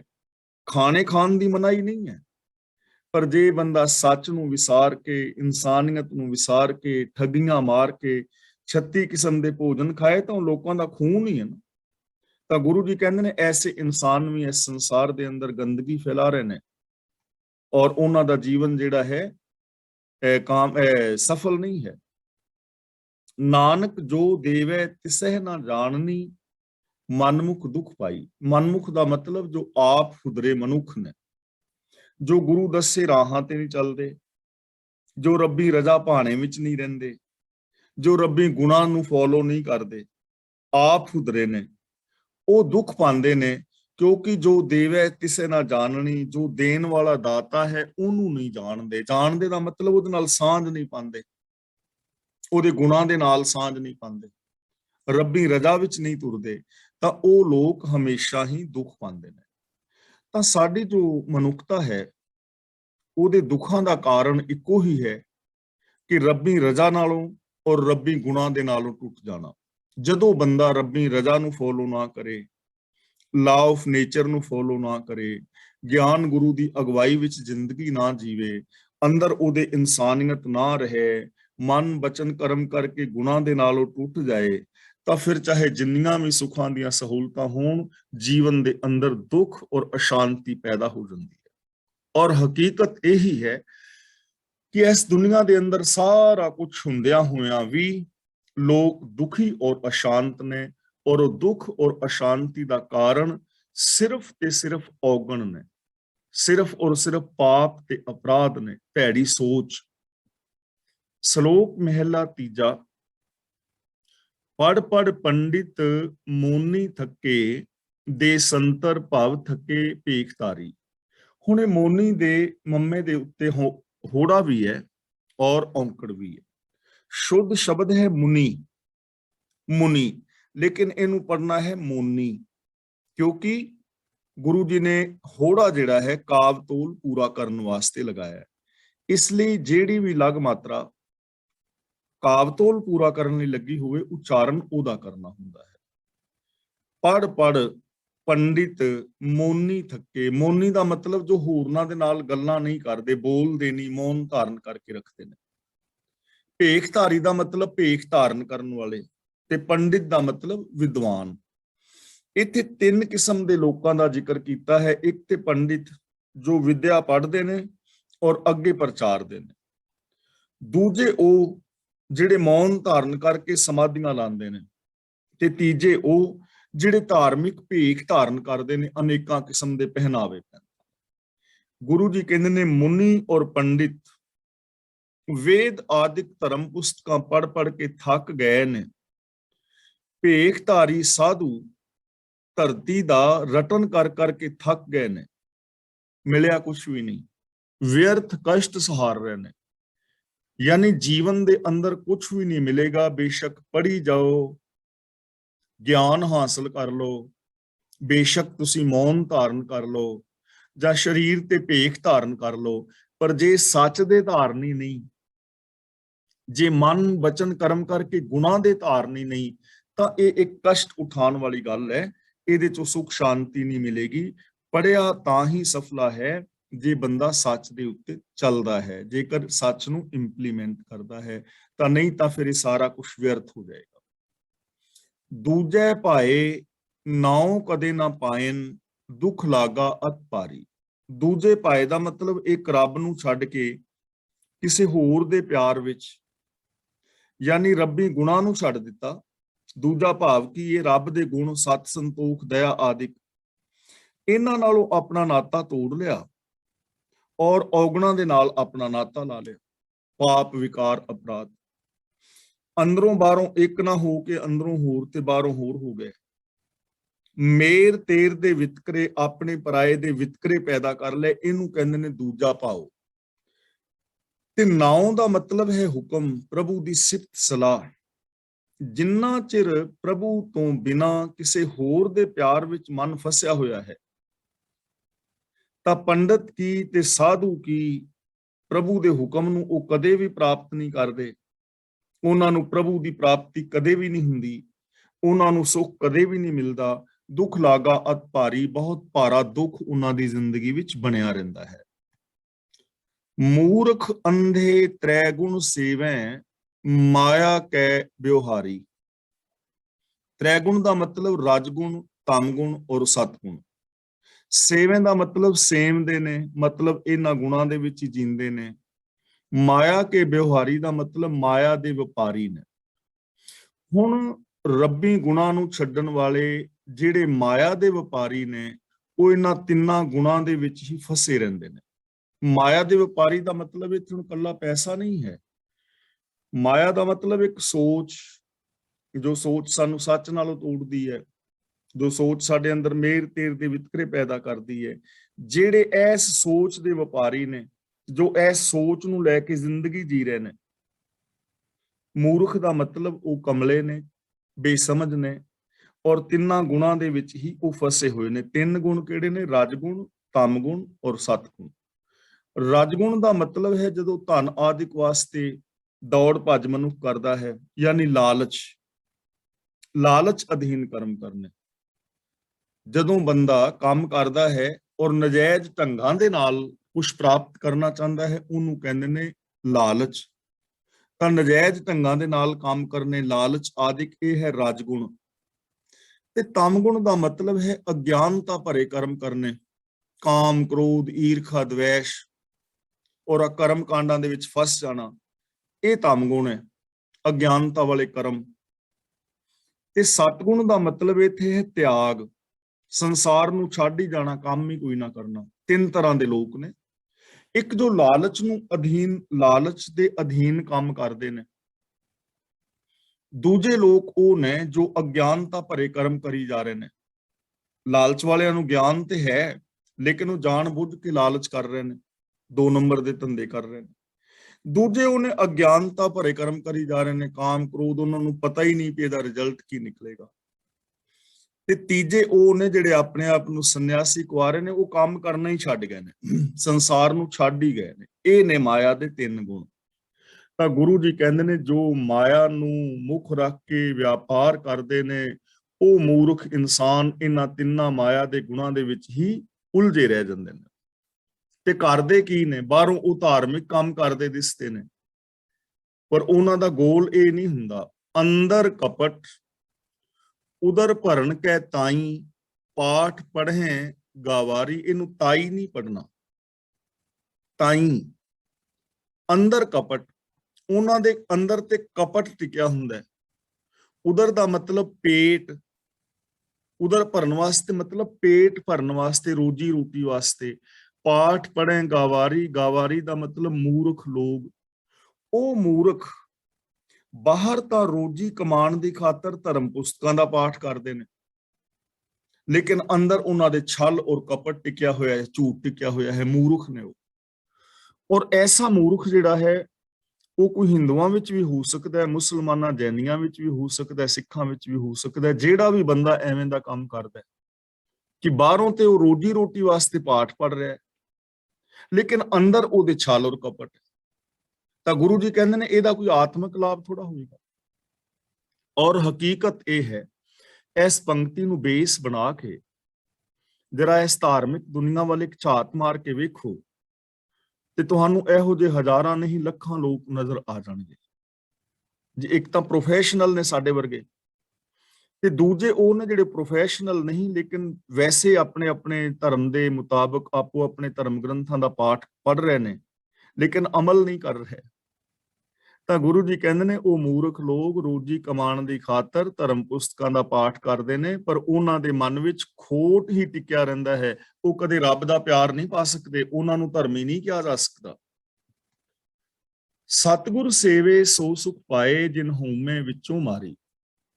ਜੋ ਮਨੁੱਖ ਗੁਰੂ ਦੇ ਦੱਸੇ ਰਾਹ ਤੇ ਤੁਰਦਾ ਹੈ, ਸਤਿਗੁਰ ਸੇਵੇ ਦਾ ਮਤਲਬ ਜੋ ਗੁਰੂ ਦੇ ਦੱਸੇ ਰਾਹ ਤੇ ਤੁਰਦਾ ਹੈ, ਜੋ ਗੁਰੂ ਦੀ ਪਾਵਨ ਬਾਣੀ ਨੂੰ ਇੰਪਲੀਮੈਂਟ ਕਰਦਾ ਹੈ, ਸੋ ਸੁਖ ਪਾਏ। ਉਹ ਇਨਸਾਨ ਆਤਮਿਕ ਸੁਖ ਪਾ ਲੈਂਦਾ ਹੈ। ਤੇ ਗੁਰੂ ਦੇ ਦੱਸੇ ਰਾਹ ਤੇ ਕੌਣ ਤੁਰਦਾ ਹੈ? ਜਿਨ ਵਿੱਚੋਂ ਹਉਮੈ ਮਾਰੀ, ਜਿਨੇ ਆਪਣੇ ਅੰਦਰੋਂ ਹਉਮੈ ਨੂੰ ਖਤਮ ਕਰ ਲਿਆ ਹੈ। ਆਪਣੇ ਅੰਦਰੋਂ ਈਗੋ ਜਾਂ ਆਪਣੇ ਮਨ ਦੀ ਮੱਤ ਖਤਮ ਹੋਵੇਗੀ ਤਾਂ ਹੀ ਬੰਦਾ ਗੁਰੂ ਦੀ ਮੱਤ ਦਾ ਧਾਰਨੀ ਹੋਏਗਾ। ਤੇ ਜੇ ਬੰਦਾ ਆਪਣੀ ਸੋਚ ਹੀ ਲੈ ਕੇ ਫਿਰਦਾ ਰਹੇ, ਆਪਣੇ ਮਨ ਦੀ ਮੱਤ ਲੈ ਕੇ ਫਿਰਦਾ ਰਹੇ, ਤਾਂ ਉਹ ਗੁਰੂ ਦੇ ਦਰ ਤੇ ਜਾ ਕੇ ਗੁਰੂ ਦੀ ਗੱਲ ਤੇ ਮੰਨੇਗਾ ਹੀ ਨਹੀਂ। ਤੇ ਜਦ ਗੁਰੂ ਦੀ ਬਚਨ ਹੀ ਨਹੀਂ ਮੰਨਣੇ ਤਾਂ ਸੁੱਖ ਵੀ ਨਹੀਂ ਹੋਏਗਾ। ਤਾਂ ਜੋ ਮਨੁੱਖ ਗੁਰੂ ਦੇ ਦੱਸੇ ਰਾਹ ਤੇ ਤੁਰਦਾ ਹੈ, ਉਹ ਮਨੁੱਖ ਸੁੱਖ ਪਾਉਂਦਾ ਹੈ, ਕਿਉਂਕਿ ਉਹਨੇ ਗੁਰੂ ਦੇ ਦੱਸੇ ਰਾਹ ਤੇ ਤੁਰਨ ਵਾਲੇ ਮਨੁੱਖ ਨੇ ਆਪਣੇ ਮਨ ਵਿੱਚੋਂ ਹਉਮੈ ਨੂੰ ਮਾਰ ਲਿਆ ਹੁੰਦਾ ਹੈ। ਨਾਨਕ ਪੜਨਾ ਗੁਣਨਾ ਇੱਕ ਨਾਉ ਹੈ, ਬੂਝੈ ਕੋ ਵਿਚਾਰੀ। ਕੋ ਵਿਚਾਰੀ ਦਾ ਮਤਲਬ ਕੋਈ ਵਿਚਾਰਵਾਨ। ਗੁਣਨਾ ਦਾ ਮਤਲਬ ਹੁੰਦਾ ਹੈ ਵਿਚਾਰਨਾ। ਨਾਮ ਦਾ ਮਤਲਬ ਹੁਕਮ, ਸਿਰਫ ਪ੍ਰਭੂ ਦਾ ਹੁਕਮ ਹੀ ਪੜਨ ਔਰ ਵਿਚਾਰਨ ਯੋਗ ਹੈ। ਜੇ ਕੁਝ ਪੜਨਾ ਹੈ ਨਾ ਤਾਂ ਹੁਕਮ ਔਰ ਰਜ਼ਾ ਬਾਰੇ ਪੜੋ ਕਿ ਹੁਕਮ ਕੀ ਹੈ, ਰਜ਼ਾ ਕੀ ਹੈ, ਹੁਕਮ ਵਿੱਚ ਤੁਰਨ ਦੇ ਲਾਭ ਕੀ ਨੇ, ਹੁਕਮ ਵਿੱਚ ਨਾ ਤੁਰਨ ਦੇ ਨੁਕਸਾਨ ਕੀ ਨੇ। ਜੇ ਪੜਨਾ ਹੈ ਤੇ ਇਹ ਪੜੋ, ਮਤਲਬ ਪੜ ਕੇ ਰੱਬੀ ਹੁਕਮ ਵਿੱਚ ਤੁਰੋ। ਜੇ ਵਿਚਾਰ ਕਰਨੀ ਹੈ ਤਾਂ ਵਰਤਨ ਰਾਤੇ ਸਰਾਧਾਂ ਦੀ ਵਿਚਾਰਨਾ ਕਰਦੇ ਰਹੋ ਕਿ ਵਰਤ ਰੱਖਣ ਨਾਲ ਕੀ ਫਾਇਦਾ ਹੋਏਗਾ, ਨਰਾਤੇ ਰੱਖਣ ਨਾਲ ਕੀ ਫਾਇਦਾ ਹੋਏਗਾ। ਜੇ ਵਿਚਾਰ ਕਰਨੀ ਹੈ ਤੇ ਹੁਕਮ ਦੀ ਵਿਚਾਰ ਕਰੋ। ਵਿਚਾਰਨ ਯੋਗ ਇੱਕ ਹੁਕਮ ਹੈ। ਹੁਕਮ ਦਾ ਮਤਲਬ ਲਾ ਆਫ ਨੇਚਰ, ਹੁਕਮ ਦਾ ਮਤਲਬ ਰੱਬੀ ਰਜ਼ਾ ਪਾਣਾ। ਜੇ ਹੁਣ ਰੱਬੀ ਰਜ਼ਾ ਪਾਣੇ ਔਰ ਹੁਕਮ ਬਾਰੇ, ਲਾ ਆਫ ਨੇਚਰ ਬਾਰੇ ਵਿਚਾਰ ਕੀਤੀ ਜਾਏ ਤੇ ਜਿੰਨਾ ਸਾਇੰਟਿਸਟਾਂ ਨੇ, ਵਿਗਿਆਨਕਾਂ ਨੇ ਵਿਚਾਰਾਂ ਕੀਤੀਆਂ ਨੇ, ਉਹਨਾਂ ਨੇ ਕਿੰਨਾ ਕੁਝ ਖੋਜ ਕੇ ਸਾਡੇ ਸਾਹਮਣੇ ਰੱਖਿਆ ਹੈ, ਕਿਉਂਕਿ ਉਹਨਾਂ ਨੇ ਹੁਕਮ ਨੂੰ ਸਮਝਿਆ ਨਾ। ਧਾਰਮਿਕ ਦੁਨੀਆ ਅੰਦਰ ਜਾਂ ਸਮਾਜਿਕ ਜ਼ਿੰਦਗੀ ਜੀਣ ਲਈ, ਰਾਜਨੀਤਿਕ ਜ਼ਿੰਦਗੀ ਜੀਣ ਲਈ, ਆਮ ਜੋ ਜੀਵਨ ਹੈ ਇਹਦੇ ਵਾਸਤੇ ਜਿਨ੍ਹਾਂ ਨੇ ਹੁਕਮ ਨੂੰ ਸਮਝਿਆ ਹੈ, ਗੁਰੂ ਸਾਹਿਬਾਨ ਨੇ, ਭਗਤ ਜਨ ਨੇ, ਉਹਨਾਂ ਨੇ ਰੱਬੀ ਰਜ਼ਾ ਨੂੰ ਸਮਝਿਆ। ਰੱਬ ਰਜ਼ਾ ਨੂੰ ਸਮਝ ਕੇ ਜ਼ਿੰਦਗੀ ਜੀਵੀ ਹੈ, ਰੱਬੀ ਰਜ਼ਾ ਮੁਤਾਬਕ ਜ਼ਿੰਦਗੀ ਜੀਣ ਦਾ ਆਦੇਸ਼ ਔਰ ਉਪਦੇਸ਼ ਕੀਤਾ ਹੈ, ਤਾਂ ਕਿਹੜਾ ਵੱਡਾ ਉੱਚਾ ਆਦਰਸ਼ਕ ਜੀਵਨ ਜੀਵਿਆ ਹੈ। ਇਸ ਲਈ ਮੇਨ ਚੀਜ਼ ਹੈ ਪ੍ਰਭੂ ਦੇ ਹੁਕਮ ਦੀ ਵਿਚਾਰ ਕਰਨੀ, ਪ੍ਰਭੂ ਦੇ ਹੁਕਮ ਬਾਰੇ ਪੜ੍ਹਨਾ, ਸਮਝਣਾ, ਜਾਣਨਾ। ਪਰ ਇਸ ਗੱਲ ਨੂੰ ਬੂਝੈ ਕੋ ਵਿਚਾਰੀ, ਕੋਈ ਵਿਚਾਰਵਾਨ ਬੰਦਾ ਸਮਝਦਾ ਇਸ ਗੱਲ ਨੂੰ, ਆਮ ਬੰਦਾ ਇਹਨੂੰ ਸਮਝ ਨਹੀਂ ਪਾਉਂਦਾ। ਆਮ ਬੰਦਾ ਤਾਂ ਹੋਰ ਪੁੱਠੇ ਪੁੱਠੇ ਕੰਮਾਂ ਵਾਲੇ ਪਾਸੇ, ਧਾਰਮਿਕ ਦੁਨੀਆ ਵਿੱਚ ਵੇਖ ਲਓ ਕਿੰਨੇ ਸਾਰੇ ਕਰਮ ਕਾਂਡ ਨੇ, ਆਮ ਲੋਕ ਤਾਂ ਉਹਨਾਂ ਵਿੱਚ ਹੀ ਫਸੇ ਹੋਏ ਨੇ। ਰਜ਼ਾ ਪਾਣੇ ਨੂੰ ਸਮਝਣ ਵਾਲੇ ਕੁਝ ਵਿਚਾਰਵਾਨ ਲੋਕ ਨੇ ਜੋ ਇਸ ਚੀਜ਼ ਨੂੰ ਪੜ੍ਹਦੇ ਨੇ, ਵਿਚਾਰਦੇ ਨੇ। ਮਹਿਲਾ ਤੀਜਾ, ਨਾਂਗੇ ਆਵਣਾ ਨਾਂਗੇ ਜਾਣਾ, ਹਰ ਹੁਕਮ ਪਾਇਆ ਕਿਆ ਕੀਜੇ। ਕਿਆ ਕੀਜੇ ਦਾ ਮਤਲਬ ਕੀ ਕਰ ਸਕਦੇ ਹਾਂ, ਕੀ ਕੀਤਾ ਜਾ ਸਕਦਾ ਹੈ। ਕੋਈ ਨਾ ਨੁੱਕਰ ਹੋ ਸਕਦੀ ਹੈ। ਹਰ ਹੁਕਮ ਪਾਇਆ ਦਾ ਮਤਲਬ ਰੱਬ ਦਾ ਹੁਕਮ ਹੈ, ਮਤਲਬ ਕੁਦਰਤ ਦਾ ਨਿਯਮ ਹੈ, ਲਾ ਆਫ ਨੇਚਰ ਹੈ। ਨਾਂਗੇ ਆਵਣਾ ਨਾਂਗੇ ਜਾਣਾ, ਕਿ ਜਿਹੜਾ ਬੰਦਾ ਇੱਥੇ ਆਇਆ ਹੈ ਉਹਨੇ ਨੰਗੇ ਹੀ ਆਉਣਾ ਹੈ ਤੇ ਨੰਗੇ ਹੀ ਚਲੇ ਜਾਣਾ ਹੈ। ਮਤਲਬ ਨਾ ਕੁਛ ਚੀਜ਼ ਲੈ ਕੇ ਆਇਆ, ਨਾ ਕੁਛ ਚੀਜ਼ ਲੈ ਕੇ ਜਾਏਗਾ। ਜਿਵੇਂ ਜਨਮਿਆ ਉਵੇਂ ਉਹਨੇ ਮਰ ਜਾਣਾ। ਨਾ ਕੋਈ ਚੀਜ਼ ਨਾਲ ਆਈ, ਨਾ ਕੋਈ ਚੀਜ਼ ਨਾਲ ਗਈ। ਤਾਂ ਫਿਰ ਜਿਹੜਾ ਵਿੱਚ ਜੀਵਨ ਹੈ ਇਹਦੇ ਵਿੱਚ ਗੜਬੜ ਕਰਨ ਦੀ ਕੀ ਲੋੜ ਹੈ, ਜਦੋਂ ਇੱਥੇ ਰਹਿਣਾ ਹੀ ਨਹੀਂ, ਚਲੇ ਹੀ ਜਾਣਾ ਹੈ। ਜਿਵੇਂ ਆਪਾਂ ਪਹਿਲਾਂ ਵੀ ਬੇਨਤੀ ਕੀਤੀ ਸੀ ਕਿ ਬੰਦੇ ਨੂੰ ਘਰ ਦੇ ਵਿੱਚੋਂ ਪਹਿਲਾ ਕੱਪੜਾ ਮਿਲਦਾ ਹੈ ਲੰਗੋਟ, ਤੇ ਲੰਗੋਟ ਨੂੰ ਜੇਬ ਨਹੀਂ ਹੁੰਦੀ, ਤੇ ਬੰਦੇ ਨੂੰ ਅਖੀਰਲਾ ਕੱਪੜਾ ਘਰ ਦੇ ਵਿੱਚੋਂ ਮਿਲਦਾ ਹੈ ਕਫਨ, ਤੇ ਜੇਬ ਕਫਨ ਨੂੰ ਵੀ ਨਹੀਂ ਹੁੰਦੀ। ਉੱਥੇ ਕਿਹੜਾ ਮੋਬਾਈਲ ਲੈ ਕੇ ਜਾਣਾ ਹੁਣ ਅੱਗੇ, ਜਾਂ ਉੱਥੇ ਕਾਰਡ ਕੰਮ ਆਉਣੇ ਨੇ। ਫਰਕ ਸਿਰਫ ਇੰਨਾ ਹੁੰਦਾ ਵੀ ਗਰੀਬ ਬੰਦੇ, ਮੇਰੇ ਵਰਗਾ ਮਰੇਗਾ ਤੇ ਉਹਨੂੰ ਕਫਨ ਖੱਦਰ ਖੁੱਦਰ ਦਾ ਜਿਵੇਂ ਦਾ ਮਰਜ਼ੀ ਪੈ ਜਾਏਗਾ, ਸਸਤਾ ਜਿਹਾ। ਤੇ ਜੇ ਕੋਈ ਅਮੀਰ ਮਰੇਗਾ ਤੇ ਉਹਨੂੰ ਰੇਸ਼ਮ ਦੇ ਕੱਪੜੇ ਪਾ ਦੋਗੇ, ਹੋਰ ਕੀ। ਮੇਰੇ ਵਰਗਾ ਮਰੇਗਾ, ਸਸਤਾ ਜਿਹਾ ਡੱਬਾ ਹੋਏਗਾ, ਤੇ ਜੇ ਕੋਈ ਅਮੀਰ ਮਰੇਗਾ ਉਹਦੇ ਲਈ ਡੱਬਾ ਮਹਿੰਗਾ ਖਰੀਦ ਲੋਗੇ। ਮੇਰੇ ਵਰਗੇ ਨੂੰ ਲੱਕੜਾਂ ਵਿੱਚ, ਪਾਥੀਆਂ ਵਿੱਚ ਸਾੜ ਦਿੱਤਾ ਜਾਏਗਾ, ਤੇ ਅਮੀਰ ਨੂੰ ਚੰਦਨ ਵਿੱਚ ਸਾੜ ਦੋਗੇ, ਸਾੜ ਉਹਨੇ ਵੀ ਜਾਣਾ, ਗਰੀਬ ਨੇ ਵੀ ਜਾਣਾ। ਤਾਂ ਗੁਰੂ ਪਾਤਸ਼ਾਹ ਜੀ ਕਹਿੰਦੇ ਨੇ, ਜਗਤ ਵਿੱਚ ਹਰੇਕ ਜੀਵ ਖਾਲੀ ਹੱਥੀ ਆਉਂਦਾ ਹੈ, ਖਾਲੀ ਚਲਾ ਜਾਂਦਾ ਹੈ। ਪ੍ਰਭੂ ਦਾ ਇਹ ਹੁਕਮ ਹੈ, ਇਹਦੇ ਵਿੱਚ ਕੋਈ ਨਾ ਨੁਕਰ ਨਹੀਂ ਕੀਤੀ ਜਾ ਸਕਦੀ, ਇਹਦੇ ਵਿੱਚ ਕੋਈ ਤਬਦੀਲੀ ਨਹੀਂ ਕੀਤੀ ਜਾ ਸਕਦੀ। ਸਿਸਟਮ ਹੈ, ਸਾਰਿਆਂ ਤੇ ਲਾਗੂ ਹੈ। ਜਿਸ ਕੀ ਵਸਤ ਸੋਈ ਲੈ ਜਾਏਗਾ, ਰੋਜ਼ ਕਿਸੇ ਸੋ ਕੀਜੇ। ਇਹ ਜਿੰਦ ਜਿਸ ਪ੍ਰਭੂ ਦੀ ਦਿੱਤੀ ਹੈ ਉਹ ਇਹਨੂੰ ਵਾਪਸ ਲੈ ਲੈਂਦਾ ਹੈ। ਹੁਣ ਕਿਸੇ ਦੇ ਨਾਲ ਕੀ ਗਿਲਾ ਕੀਤਾ ਜਾ ਸਕਦਾ ਹੈ। ਰੱਬ ਦੇ ਹੁਕਮ ਵਿੱਚ, ਸਿਸਟਮ ਵਿੱਚ ਹੀ ਬੰਦਾ ਪੈਦਾ ਹੋਇਆ ਨਾ, ਤੇ ਸਿਸਟਮ ਦੇ ਅੰਦਰ ਹੀ ਨੇ ਮਰ ਜਾਣਾ। ਕਿਹਦੇ ਅੱਗੇ ਰੋਸ ਕਰੋਗੇ? ਕੋਈ ਇਸ ਸਿਸਟਮ ਨੂੰ ਬਦਲ ਸਕਦਾ ਹੈ? ਅਸੀਂ ਜਿਵੇਂ ਜਿਵੇਂ ਹੌਲੇ ਹੌਲੇ ਸਾਡਾ ਸਰੀਰ ਨਿੰਮਿਆ, ਜੰਮਿਆ, ਵਧਿਆ, ਹੌਲੇ ਹੌਲੇ ਵੱਧਦਾ ਚਲਾ ਗਿਆ, ਸਿਸਟਮ ਵਿੱਚ ਨਾ ਵੱਧਦਾ ਜਾ ਰਿਹਾ, ਤੇ ਜਵਾਨੀ ਤੋਂ ਬਾਅਦ ਸਿਸਟਮ ਦੇ ਅੰਦਰ ਹੀ ਘਟਦਾ ਜਾਂਦਾ ਹੈ। ਹੁਣ ਸੈੱਲਾਂ ਦੀ ਗਿਣਤੀ ਘਟਦੀ ਗਈ ਨਾ, ਹੁਣ ਅਸੀਂ ਜਿੰਨੇ ਵੀ 60 ਪਲੱਸ ਆ, ਤਾਂ ਹੁਣ ਇਹ ਘਟਦਾ ਜਾ ਰਿਹਾ ਹੈ, ਤੇ ਅਖੀਰ ਘਟਦੇ ਘਟਦੇ ਨੇ ਇੱਕ ਦਿਨ ਘਟ ਜਾਣਾ। ਤੇ ਇਹਦੇ ਵਿੱਚ ਕੀ ਕੋਈ ਗਿਲਾ ਗੁਜ਼ਾਰੀ ਕਰ ਸਕਦੇ? ਕਿਸੇ ਬਾਬੇ ਨੂੰ ਕਹਿ ਸਕਦੇ ਹਾਂ ਬਾਬਾ ਜੀ ਤੁਸੀਂ ਹੁਕਮ ਬਦਲ ਦਿਓ, ਸਾਨੂੰ ਜਵਾਨ ਬਣਾ ਦਿਓ ਦੁਬਾਰਾ? ਕਿਹਦੇ ਅੱਗੇ ਗਿਲਾ ਕਰ ਸਕਦੇ ਹੋ? ਕੋਈ ਗਿਲਾ ਕੀਤਾ ਹੀ ਨਹੀਂ ਜਾ ਸਕਦਾ, ਕਿ ਸਿਸਟਮ ਹੈ ਨਾ, ਸਾਰਿਆਂ ਤੇ ਲਾਗੂ ਹੈ। ਇਹਨੂੰ ਕਹਿੰਦੇ ਨੇ ਜਿਸ ਕੀ ਵਸਤ ਸੋਈ ਲੈ ਜਾਏਗਾ, ਰੋਸ ਕਿਸੇ ਸੋ ਕੀਜੈ। ਜਿਹਦੀ ਜਿੰਦ ਹੈ ਉਹਨੇ ਲੈ ਲੈਣੀ ਹੈ। ਭਾਵ ਜਿਸ ਹੁਕਮ ਦੇ ਅੰਦਰ ਜੀਵਨ ਮਿਲਿਆ ਹੈ, ਉਸੇ ਹੁਕਮ ਦੇ ਅੰਦਰ ਜੀਵਨ ਨੇ ਖਤਮ ਹੋ ਜਾਣਾ ਹੈ। ਇਸ ਬਾਰੇ ਕਿਸੇ ਅੱਗੇ ਕੋਈ ਗਿਲਾ ਨਹੀਂ ਕੀਤਾ ਜਾ ਸਕਦਾ। ਇਸ ਸਿਸਟਮ ਨੂੰ ਕੋਈ ਨਹੀਂ ਟਾਲ ਸਕਦਾ। ਗੁਰਮੁਖ ਹੋਵੇ ਸੋ ਭਾਣਾ ਮੰਨੇ, ਸਹਿਜੇ ਹਰ ਰਸ ਪੀਜੈ। ਗੁਰਮੁਖ ਦਾ ਮਤਲਬ ਜੋ ਗੁਰੂ ਦੇ ਦੱਸੇ ਰਾਹ ਤੇ ਤੁਰਨ ਵਾਲਾ ਹੈ। ਸਹਿਜੇ ਦਾ ਮਤਲਬ ਸਹਿਜ ਵਿੱਚ ਟਿਕ ਕੇ, ਰਸ ਪੀਜੇ ਦਾ ਮਤਲਬ ਰਸ ਦਾ ਆਨੰਦ ਮਾਣਦਾ। ਇਸ ਲਈ ਜੋ ਗੁਰੂ ਦੇ ਦੱਸੇ ਰਾਹ ਤੇ ਤੁਰਨ ਵਾਲਾ ਮਨੁੱਖ ਹੈ ਨਾ, ਸੋ ਭਾਣਾ ਮੰਨੇ, ਉਹ ਰੱਬ ਦੀ ਰਜ਼ਾ ਨੂੰ ਮੰਨਦਾ ਹੈ। ਸਾਰੀ ਜ਼ਿੰਦਗੀ ਰੱਬ ਦੀ ਰਜ਼ਾ ਵਿੱਚ ਤੁਰਦਾ ਹੈ। ਉਹਨੂੰ ਪਤਾ ਹੈ ਜਨਮ ਔਰ ਜੀਵਨ ਔਰ ਮੌਤ ਇਹ ਸਾਰਾ ਕੁਝ ਰਜ਼ਾ ਦੇ ਵਿੱਚ ਹੈ, ਔਰ ਰਜ਼ਾ ਦੇ ਵਿੱਚ ਰਹਿੰਦਾ ਹੋਇਆ ਆਤਮਿਕ ਅਡੋਲਤਾ ਵਿੱਚ ਟਿਕ ਕੇ ਹਰੀ ਦਾ ਰਸ ਦਾ ਆਨੰਦ ਮਾਣਦਾ ਹੈ। ਆਤਮਿਕ ਅਡੋਲਤਾ ਦਾ ਮਤਲਬ ਮਨ, ਬਚਨ ਔਰ ਕਰਮ ਦੀ ਇਕਸਾਰਤਾ। ਹਰ ਰਸ ਪੀਜੇ ਦਾ ਮਤਲਬ ਰੱਬੀ ਗੁਣਾਂ ਦਾ ਧਾਰਨੀ ਹੁੰਦਾ ਹੈ, ਮਨ ਕਰਕੇ, ਬਚਨਾ ਕਰਕੇ, ਕਰਮਾਂ ਕਰਕੇ, ਤੇ ਉਹ ਇਹਨਾਂ ਗੁਣਾਂ ਦਾ ਆਨੰਦ ਮਾਣਦਾ। ਸਾਰੀ ਜ਼ਿੰਦਗੀ ਰਜ਼ਾ ਦੇ ਵਿੱਚ ਤੁਰਦਾ ਹੈ, ਰੱਬੀ ਗੁਣਾਂ ਦੇ ਵਿੱਚ ਜੀਂਦਾ ਹੈ, ਰੱਬੀ ਗੁਣਾਂ ਦਾ ਆਨੰਦ ਮਾਣਦਾ। ਉਹਦੇ ਜੀਵਨ ਵਿੱਚ ਆਨੰਦ ਬਣਿਆ ਰਹਿੰਦਾ ਹੈ, ਉਹ ਆਪਣੇ ਜੀਵਨ ਨੂੰ ਹੁਕਮ ਦੇ ਅੰਦਰ ਗੁਜ਼ਾਰਦਾ ਹੈ। ਦੇਖੋ ਕਿੰਨਾ ਸੁੰਦਰ ਫਾਰਮੂਲਾ ਹੈ ਜ਼ਿੰਦਗੀ ਨੂੰ ਬਿਤਾਉਣ ਦਾ, ਜ਼ਿੰਦਗੀ ਨੂੰ ਜੀਣ ਦਾ। ਪਰ ਲੋੜ ਤਾਂ ਜੀਵਨ ਦੀ ਸੀ, ਤੇ ਇਹ ਜੀਵਨ ਤਾਂ ਮਿਲੇਗਾ ਜੇ ਸਾਡੀ ਸੋਚ ਕਰਮ ਕਾਂਡਾਂ ਤੋਂ ਉੱਤੇ ਉੱਠੇਗੀ। ਅਸੀਂ ਕਰਮ ਕਾਂਡਾਂ ਤੱਕ ਫਸ ਗਏ ਬਹੁਤੇ ਲੋਕ, ਕਿ ਇਹ ਕਰ ਲਓ, ਇਹ ਪਾਠ ਕਰ ਲਓ, ਇਹ ਪੂਜਾ ਕਰ ਲਓ, ਇਹ ਦਾਨ ਕਰ ਲਓ ਤੇ ਸੁੱਖ ਮਿਲ ਜਾਏਗਾ। ਦੇਖੋ ਪਾਠ ਕਰਨਾ ਹੈ ਤੇ ਪਾਠ ਨੂੰ ਸਮਝਣਾ ਹੈ, ਪਾਠ ਤੇ ਅਮਲ ਕਰਨਾ ਹੈ, ਫਿਰ ਸਾਨੂੰ ਇਹ ਆਨੰਦ ਮਿਲੇਗਾ। ਜੋ ਗੁਰੂ ਦੇ ਦੱਸੇ ਰਾਹ ਤੇ ਤੁਰਨ ਵਾਲੇ ਨੇ ਉਹ ਆਤਮਿਕ ਅਡੋਲਤਾ ਵਿੱਚ ਟਿਕੇ, ਗੁਣਾਂ ਦਾ ਆਨੰਦ ਮਾਣਦੇ, ਰੱਬੀ ਰਜ਼ਾ ਵਿੱਚ ਜੀਵਨ ਜੀਂਦੇ ਨੇ। ਇਸ ਲਈ ਸਾਨੂੰ ਕੀ ਕਰਨਾ ਚਾਹੀਦਾ ਹੈ? ਗੁਰੂ ਪਾਤਸ਼ਾਹ ਦੱਸ ਰਹੇ ਨੇ, ਨਾਨਕ ਸੁਖ ਦਾਤਾ ਸਦਾ ਸਲਾਹਿਓ। ਸਲਾਹਿਓ ਦਾ ਮਤਲਬ ਸਿਫਤ ਸਲਾਹ ਕਰੋ।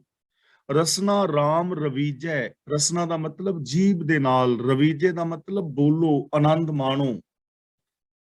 ਹੇ ਨਾਨਕ ਸਦਾ ਸੁਖ ਦੇਣ ਵਾਲੇ ਪ੍ਰਭੂ ਦੇ ਗੁਣਾਂ ਨੂੰ ਯਾਦ ਕਰੋ, ਸਿਫਤ ਸਲਾਹ ਕਰੋ, ਗੁਣਾਂ ਦੇ ਧਾਰਨੀ ਹੋਵੋ।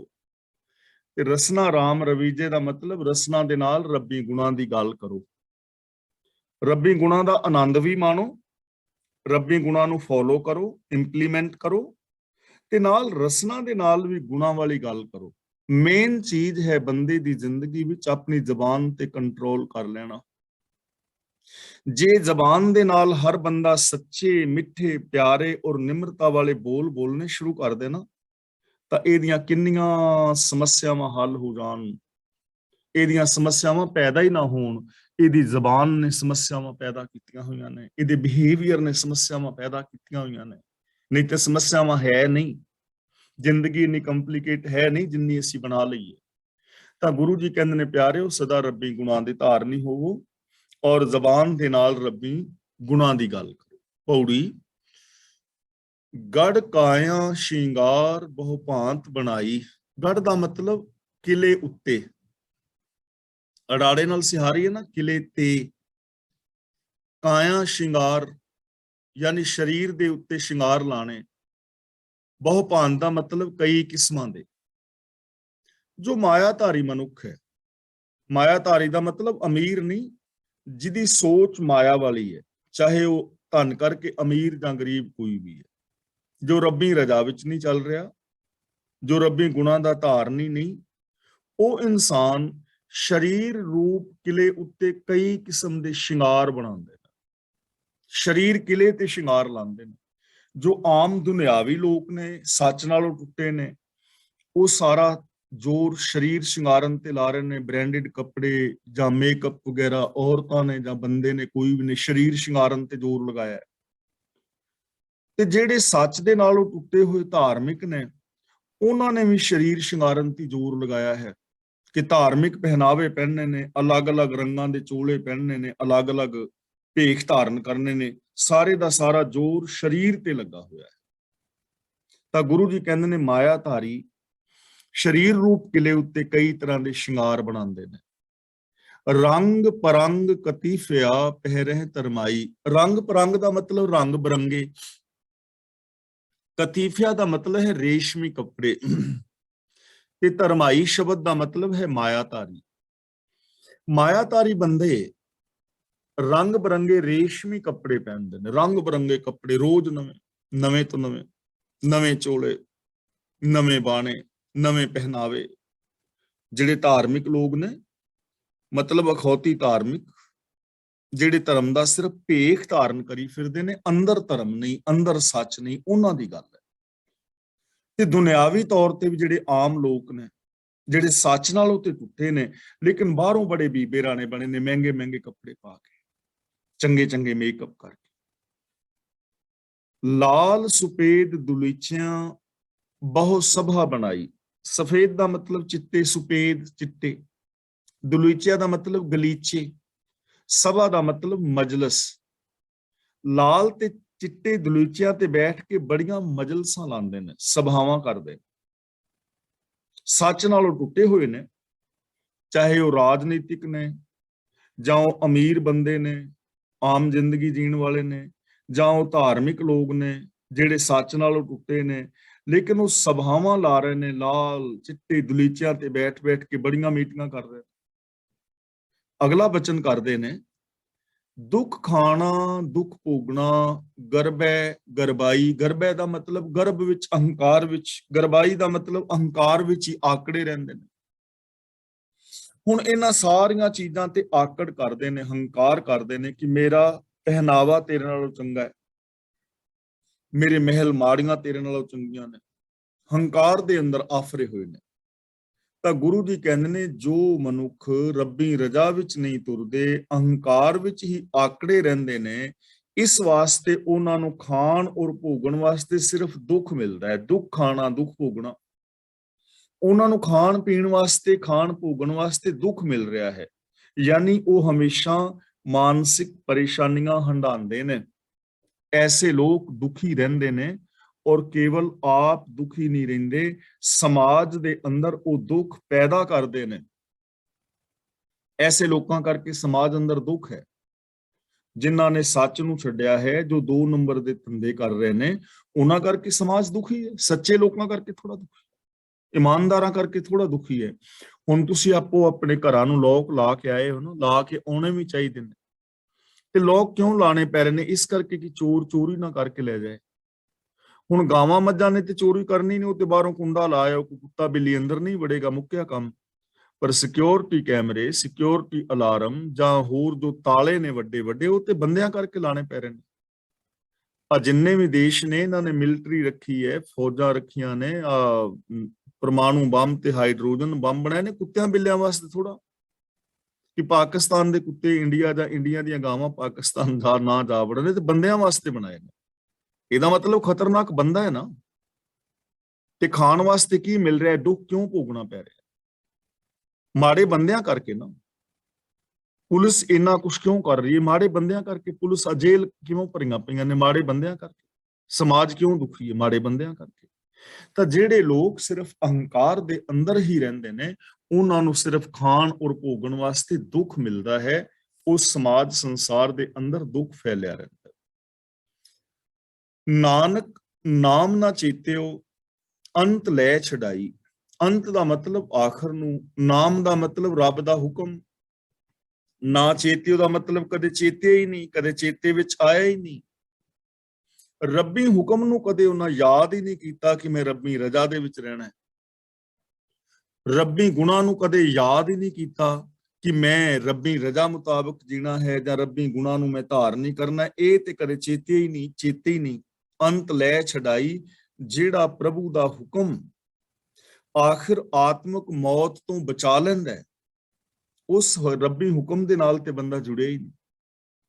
ਉਹਨੂੰ ਤੇ ਕਦੇ ਚੇਤੇ ਹੀ ਨਹੀਂ ਕੀਤਾ, ਤਾਂ ਜ਼ਿੰਦਗੀ ਵਿੱਚ ਸੁੱਖ ਕਿਵੇਂ ਆਏਗਾ? ਸ਼ਲੋਕ ਮਹਿਲਾ ਤੀਜਾ। ਸਹਿਜੇ ਸੁਖ ਸੁੱਤੀ ਸ਼ਬਦ ਸਮਾਏ। ਸਹਿਜੇ ਸ਼ਬਦ ਸਮਾਏ ਦਾ ਮਤਲਬ ਗੁਰੂ ਦੇ ਸ਼ਬਦ ਵਿੱਚ ਲੀਨ ਹੋ ਕੇ। ਸੁਖ ਸੁੱਤੀ ਦਾ ਮਤਲਬ ਜਿਹੜੀ ਜੀਵ ਇਸਤਰੀ ਸੁਖ ਦੇ ਅੰਦਰ ਟਿਕ ਗਈ। ਜਿਹੜੀ ਜੀਵ ਇਸਤਰੀ ਗੁਰੂ ਦੇ ਸ਼ਬਦ ਵਿੱਚ ਲੀਨ ਹੋ ਕੇ ਅਡੋਲ ਅਵਸਥਾ ਵਿੱਚ, ਸ਼ਾਂਤ ਅਵਸਥਾ ਦੇ ਵਿੱਚ ਟਿਕੀ ਰਹਿੰਦੀ ਹੈ। ਯਾਨੀ ਜਿਹੜਾ ਵੀ ਇਨਸਾਨ ਗੁਰਬਾਣੀ ਅਨੁਸਾਰ ਜ਼ਿੰਦਗੀ ਜੀ ਕੇ ਮਨ ਬਚਨ ਕਰਮ ਕਰਕੇ ਗੁਣਾਂ ਦਾ ਧਾਰਨੀ ਹੋ ਜਾਂਦਾ ਹੈ, ਆਪੇ ਪ੍ਰਭ ਮੇਲ ਲਈ ਗੱਲ ਲਾਏ। ਉਹਨੂੰ ਪ੍ਰਭੂ ਨੇ ਆਪ ਹੀ ਪਿਆਰ ਦੇ ਨਾਲ ਆਪਣੇ ਗਲ ਨਾਲ ਲਾ ਲਿਆ। ਉਹਨੂੰ ਪ੍ਰਭੂ ਆਪ ਹੀ ਆਪਣੇ ਮੇਲ ਵਿੱਚ ਮਿਲਾ ਲੈਂਦਾ ਹੈ। ਕਿਹਨੂੰ? ਜੋ ਗੁਰੂ ਸ਼ਬਦ ਰਾਹੀਂ ਆਤਮਿਕ ਅਡੋਲਤਾ ਵਿੱਚ ਟਿਕ ਜਾਂਦਾ ਹੈ। ਇਸ ਲਈ ਜੇ ਅਸੀਂ ਰੱਬ ਨਾਲ ਮਿਲਣਾ ਚਾਹੁੰਦੇ ਹਾਂ ਨਾ, ਤਾਂ ਸਾਨੂੰ ਰੱਬ ਵਾਸਤੇ ਮਿਲਣ ਲਈ ਯਤਨ ਕਰਨ ਦੀ ਲੋੜ ਨਹੀਂ ਹੈ। ਸਾਨੂੰ ਯਤਨ ਕਰਨ ਦੀ ਲੋੜ ਹੈ ਕਿ ਅਸੀਂ ਗੁਰਬਾਣੀ ਨੂੰ ਇੰਪਲੀਮੈਂਟ ਕਰੀਏ, ਗੁਰਬਾਣੀ ਅਨੁਸਾਰ ਜ਼ਿੰਦਗੀ ਜੀਵੀਏ, ਗੁਰਬਾਣੀ ਤੇ ਅਮਲ ਕਰੀਏ। ਤਾਂ ਜਿਹੜਾ ਇਨਸਾਨ ਗੁਰੂ ਦੇ ਸ਼ਬਦ ਰਾਹੀਂ, ਗੁਰੂ ਦੇ ਦੱਸੇ ਰਾਹ ਤੇ ਚੱਲ ਕੇ ਆਤਮਿਕ ਅਡੋਲਤਾ ਵਿੱਚ ਟਿਕ ਜਾਂਦਾ ਹੈ, ਯਾਨੀ ਮਨ, ਬਚਨ ਔਰ ਕਰਮ ਕਰਕੇ ਸੱਚ ਦਾ ਧਾਰਨੀ ਹੋ ਜਾਂਦਾ ਹੈ, ਰੱਬ ਨੂੰ ਆਪ ਆਪਣੇ ਨਾਲ ਮਿਲਾ ਲੈਂਦਾ। ਦੁਬਦਾ ਚੂਕੀ ਸਹਿਜ ਸੁਭਾਏ। ਦੁਬਦਾ ਦਾ ਮਤਲਬ ਦੋ ਚਿਤਾਪਨ, ਦੋ ਵਿਦਾ, ਦੋ ਕਿਸਮ ਦਾ, ਅੰਦਰੋਂ ਹੋਰ ਤੇ ਬਾਹਰੋਂ ਹੋਰ, ਇਹਨੂੰ ਕਹਿੰਦੇ ਨੇ ਦੋ ਵਿਦਾ। ਮੈਂ ਅੰਦਰੋਂ ਹੋਰ ਹਾਂ, ਬਾਹਰੋਂ ਹੋਰ ਹਾਂ, ਤਾਂ ਮੈਂ ਦੋ ਕਿਸਮ ਦਾ ਜੀਵਨ ਜੀ ਰਿਹਾ। ਆਪਣੇ ਬੱਚਿਆਂ ਨਾਲ ਵਿਹਾਰ ਹੋਰ ਕਰਨਾ, ਤੁਹਾਡੇ ਬੱਚਿਆਂ ਨਾਲ ਵਿਹਾਰ ਹੋਰ ਕਰਨਾ, ਮੇਰਾ ਬਿਹੇਵੀਅਰ ਦੋ ਤਰ੍ਹਾਂ ਦਾ ਹੈ। ਆਪਣੇ ਵਾਸਤੇ ਮੈਂ ਬੋਲ ਹੋਰ ਕਿਸਮ ਦੇ ਸੁਣਨਾ ਚਾਹੁੰਦਾ, ਤੁਹਾਡੇ ਵਾਸਤੇ ਮੈਂ ਬੋਲ ਹੋਰ ਕਿਸਮ ਦੇ ਬੋਲਣਾ। ਇਹ ਮੇਰਾ ਦੋ ਕਿਸਮ ਦਾ ਜੀਵਨ ਹੈ। ਔਰ ਇਸ ਦੁਬਦਾ ਨੇ ਹੀ ਸੰਸਾਰ ਨੂੰ ਪਰੇਸ਼ਾਨ ਕੀਤਾ ਹੋਇਆ ਹੈ। ਤਾਂ ਆਤਮਿਕ ਅਡੋਲਤਾ ਵਿੱਚ, ਪ੍ਰੇਮ ਦੇ ਵਿੱਚ ਟਿਕੇ ਰਹਿਣ ਦੇ ਕਾਰਨ ਦੋ ਚਿਤਾਪਨ ਦੂਰ ਹੋ ਜਾਂਦਾ ਹੈ। ਦੁਬਦਾ ਚੂਕੀ, ਉਹਨਾਂ ਇਨਸਾਨਾਂ ਦੀ ਦੁਬਦਾ ਖਤਮ ਹੋ ਗਈ। ਸਹਿਜ ਸੁਭਾਏ, ਸੁਭਾਏ ਦਾ ਮਤਲਬ ਸੋਹਣਾ ਪਿਆਰ, ਸਹਿਜ ਦਾ ਮਤਲਬ ਆਤਮਿਕ ਅਡੋਲਤਾ, ਕਿ ਰੱਬੀ ਗੁਣਾਂ ਦੇ ਸੋਹਣੇ ਪਿਆਰ ਵਿੱਚ ਟਿਕਿਆ, ਮਨ, ਬਚਨ, ਕਰਮ ਕਰਕੇ ਗੁਣਾਂ ਦੇ ਨਾਲ ਜੁੜਿਆ, ਦੁਬਦਾ ਖਤਮ ਹੋ ਜਾਂਦੀ ਹੈ। ਹੁਣ ਤੁਸੀਂ ਮਨ, ਬਚਨ, ਕਰਮ ਕਰਕੇ ਗੁਣਾਂ ਦੇ ਧਾਰਨੀ ਹੋ ਜਾਓ, ਪ੍ਰੇਮ ਦੇ ਧਾਰਨੀ ਹੋ ਜਾਓ, ਤਾਂ ਦੁਬਦਾ ਆਟੋਮੈਟਿਕਲੀ ਮਿਟ ਜਾਏਗੀ। ਅੰਤਰ ਨਾਮ ਵਸਿਆ ਮਨ ਆਏ। ਤਾਂ ਐਸੇ ਇਨਸਾਨਾਂ ਦੇ ਅੰਦਰ ਪ੍ਰਭੂ ਦਾ ਜੋ ਹੁਕਮ ਹੈ ਉਹ ਵਸ ਜਾਂਦਾ, ਹੁਕਮ ਦਾ ਪਿਆਰ ਵਸ ਜਾਂਦਾ, ਉਹਨਾਂ ਦੇ ਅੰਦਰ ਹੁਕਮ ਦੇ ਅੰਦਰ ਚੱਲਣ ਦੀ ਲਗਨ ਲੱਗ ਜਾਂਦੀ ਹੈ। ਸੇ ਕੰਠ ਲਾਏ ਜੇ ਭੰਨ ਕਢਾਏ। ਭੰਨ ਦਾ ਮਤਲਬ ਭੰਨ ਕੇ, ਜੇ ਦਾ ਮਤਲਬ ਜਿਨ੍ਹਾਂ ਨੇ, ਕਢਾਏ ਦਾ ਮਤਲਬ ਦੁਬਾਰਾ ਕੱਢ ਲਿਆ। ਉਹਨਾਂ ਜੀਵਾਂ ਨੂੰ ਪ੍ਰਭੂ ਆਪਣੇ ਗਲ ਦੇ ਨਾਲ ਲਾ ਲੈਂਦਾ ਹੈ, ਜੋ ਆਪਣੇ ਮਨ ਦੇ ਪਹਿਲੇ ਸੁਭਾਅ ਨੂੰ ਭੰਨ ਕੇ ਦੁਬਾਰਾ ਕੱਢ ਲੈਂਦੇ ਨੇ। ਭੰਨ ਕਢਾਏ ਦਾ ਮਤਲਬ ਭੰਨ ਕੇ ਦੁਬਾਰਾ ਕੱਢ ਲੈਣਾ। ਹੁਣ ਦੇਖੋ, ਇਹ ਚੀਜ਼ ਮੇਨ ਹੈ ਸਾਡੀ ਜ਼ਿੰਦਗੀ ਵਿੱਚ। ਜੇ ਕਿਸੇ ਦੇ ਜੀਵਨ ਵਿੱਚ ਕਿਤੇ ਗਲਤੀਆਂ ਨੇ, ਈਰਖਾ, ਦਵੇਸ਼, ਵੈਰ ਵਿਰੋਧ ਹੈ, ਜਾਂ ਜ਼ਿੰਦਗੀ ਦੇ ਰਾਹ ਤੋਂ ਭਟਕਿਆ ਹੋਇਆ ਹੈ, ਮਨ ਅੰਦਰ ਨੈਗੇਟਿਵਿਟੀ ਹੈ, ਨਕਾਰਾਤਮਕ ਵਿਚਾਰ ਨੇ, ਸੁਭਾਅ ਬਣ ਗਿਆ ਹੈ ਖਰਵਾ ਬੋਲਣ ਦਾ, ਨਿੰਦਿਆ ਕਰਨ ਦਾ, ਥਾਂ ਥਾਂ ਤੇ ਲੱਤ ਅੜਾਉਣ ਦਾ, ਜੇ ਸੁਭਾਅ ਬਣ ਗਿਆ ਤਾਂ ਇਸ ਸੁਭਾਅ ਨੂੰ ਭੰਨ ਤੋੜ ਦਿਓ, ਖਤਮ ਕਰੋ, ਇਹਨੂੰ ਨਵੇਂ ਸਿਰੇ ਤੋਂ ਘੜੋ, ਆਪਣੀਆਂ ਆਦਤਾਂ ਬਣਾਓ। ਜਿਹਨੂੰ ਅਸੀਂ ਕਹਿੰਦੇ ਹਾਂ ਨਾ, ਆਪਣੇ ਸਬਕੌਂਸ਼ੀਅਸ ਮਾਈਂਡ ਨੂੰ ਰੀਟ੍ਰੇਨ ਕਰਨਾ। ਰੀਟ੍ਰੇਨ ਕੀਤਾ ਜਾ ਸਕਦਾ ਹੈ, ਮਨ ਨੂੰ ਦੁਬਾਰਾ ਘੜਿਆ ਜਾ ਸਕਦਾ ਹੈ, ਆਪਣੀਆਂ ਆਦਤਾਂ ਬਦਲੀਆਂ ਜਾ ਸਕਦੀਆਂ ਨੇ, ਭੈੜੇ ਜੀਵਨ ਨੂੰ ਸੋਹਣਾ ਬਣਾਇਆ ਜਾ ਸਕਦਾ। ਜਿਵੇਂ ਆਮ ਬੰਦੇ ਨਹੀਂ, ਅਸੀਂ ਘਰ ਲਿਆ ਹੁੰਦਾ ਹੈ ਤੇ ਲੋਕ ਘਰ ਨੂੰ ਢਾ ਦਿੰਦੇ ਨੇ, ਤੇ ਜੇ ਪੁੱਛੀਏ ਕਿਉਂ, ਵੀ ਘਰ ਤੇ ਕਿਉਂ ਢਾਇਆ, ਉਹ ਕਹਿੰਦੇ ਭਾਈ ਸਾਹਿਬ ਇਹਨਾਂ ਪੁਰਾਣੇ ਡਿਜ਼ਾਈਨ ਦਾ ਬਣਿਆ ਸੀ, ਕਿਤੋਂ ਪਾਣੀ ਚੁੰਦਾ ਸੀ, ਆ ਜਿਹੜੀ ਚਿਮਨੀ ਹੈ ਰਸੋਈ ਦੀ ਠੀਕ ਨਹੀਂ ਸੀ, ਜਿਹੜੇ ਪਾਈਪ ਨੇ ਪਾਣੀ ਵਾਲੇ ਉਹ ਬੜੇ ਪਤਲੇ ਸਨ, ਟੂਟੀਆਂ 'ਚ ਪਾਣੀ ਠੀਕ ਨਹੀਂ ਸੀ ਹੁੰਦਾ। ਪਲਾਟ ਤਾਂ ਉਹ ਹੀ ਹੈ, ਪਰ ਮਕਾਨ ਤੋੜ ਕੇ ਹੁਣ ਨਵੇਂ ਡਿਜ਼ਾਈਨ ਦਾ ਮਕਾਨ ਬਣਾ ਲਿਆ ਉਹਨਾਂ ਨੇ। ਬਣ ਜਾਂਦਾ ਨਾ ਮਕਾਨ ਨਵੇਂ ਡਿਜ਼ਾਈਨ ਦਾ, ਥੋੜੀ ਮਿਹਨਤ ਤਾਂ ਲੱਗੇਗੀ, ਪਹਿਲੇ ਨੂੰ ਤੋੜੋਗੇ ਤਾਂ ਉੱਤੇ ਦੁਬਾਰਾ ਮਕਾਨ ਬਣ ਜਾਏਗਾ, ਟਾਈਮ ਲੱਗੇਗਾ। ਇਸੇ ਤਰ੍ਹਾਂ ਜਿਹੜਾ ਪਹਿਲਾ ਬਣਿਆ ਹੋਇਆ ਸੁਭਾਅ ਹੈ, ਜਿਹੜੇ ਲੋਕ ਉਸ ਪਹਿਲੇ ਹੋਏ ਬਣੇ ਹੋਏ ਸੁਭਾਅ ਨੂੰ ਭੰਨ ਕੇ ਤੋੜ ਲੈਂਦੇ ਨੇ, ਦੁਬਾਰਾ ਘੜ ਲੈਂਦੇ ਨੇ, ਉਹਨਾਂ ਇਨਸਾਨਾਂ ਨੂੰ ਪ੍ਰਭੂ ਆਪਣੇ ਗਲ ਨਾਲ ਲਾ ਲੈਂਦਾ ਹੈ। ਉਹਨਾਂ ਦੇ ਹਿਰਦੇ ਵਿੱਚ ਰੱਬੀ ਗੁਣ ਆਵਸਤੇ ਨੇ। ਨਾਨਕ ਜੋ ਧੁਰ ਮਿਲੇ ਸੇ ਹੁਣ ਆਣ ਮਿਲਾਏ। ਧੁਰ ਦਾ ਮਤਲਬ ਪਹਿਲਾਂ ਤੋਂ, ਧੁਰ ਦਾ ਮਤਲਬ ਪਹਿਲਾਂ ਤੋਂ, ਮਿਲੇ ਦਾ ਮਤਲਬ ਜਿਹੜੇ ਮਿਲੇ ਹੋਏ ਨੇ, ਮਤਲਬ ਜਿਨ੍ਹਾਂ ਦੇ ਅੰਦਰ ਸੰਸਕਾਰ ਨੇ ਸ਼ੁਭ।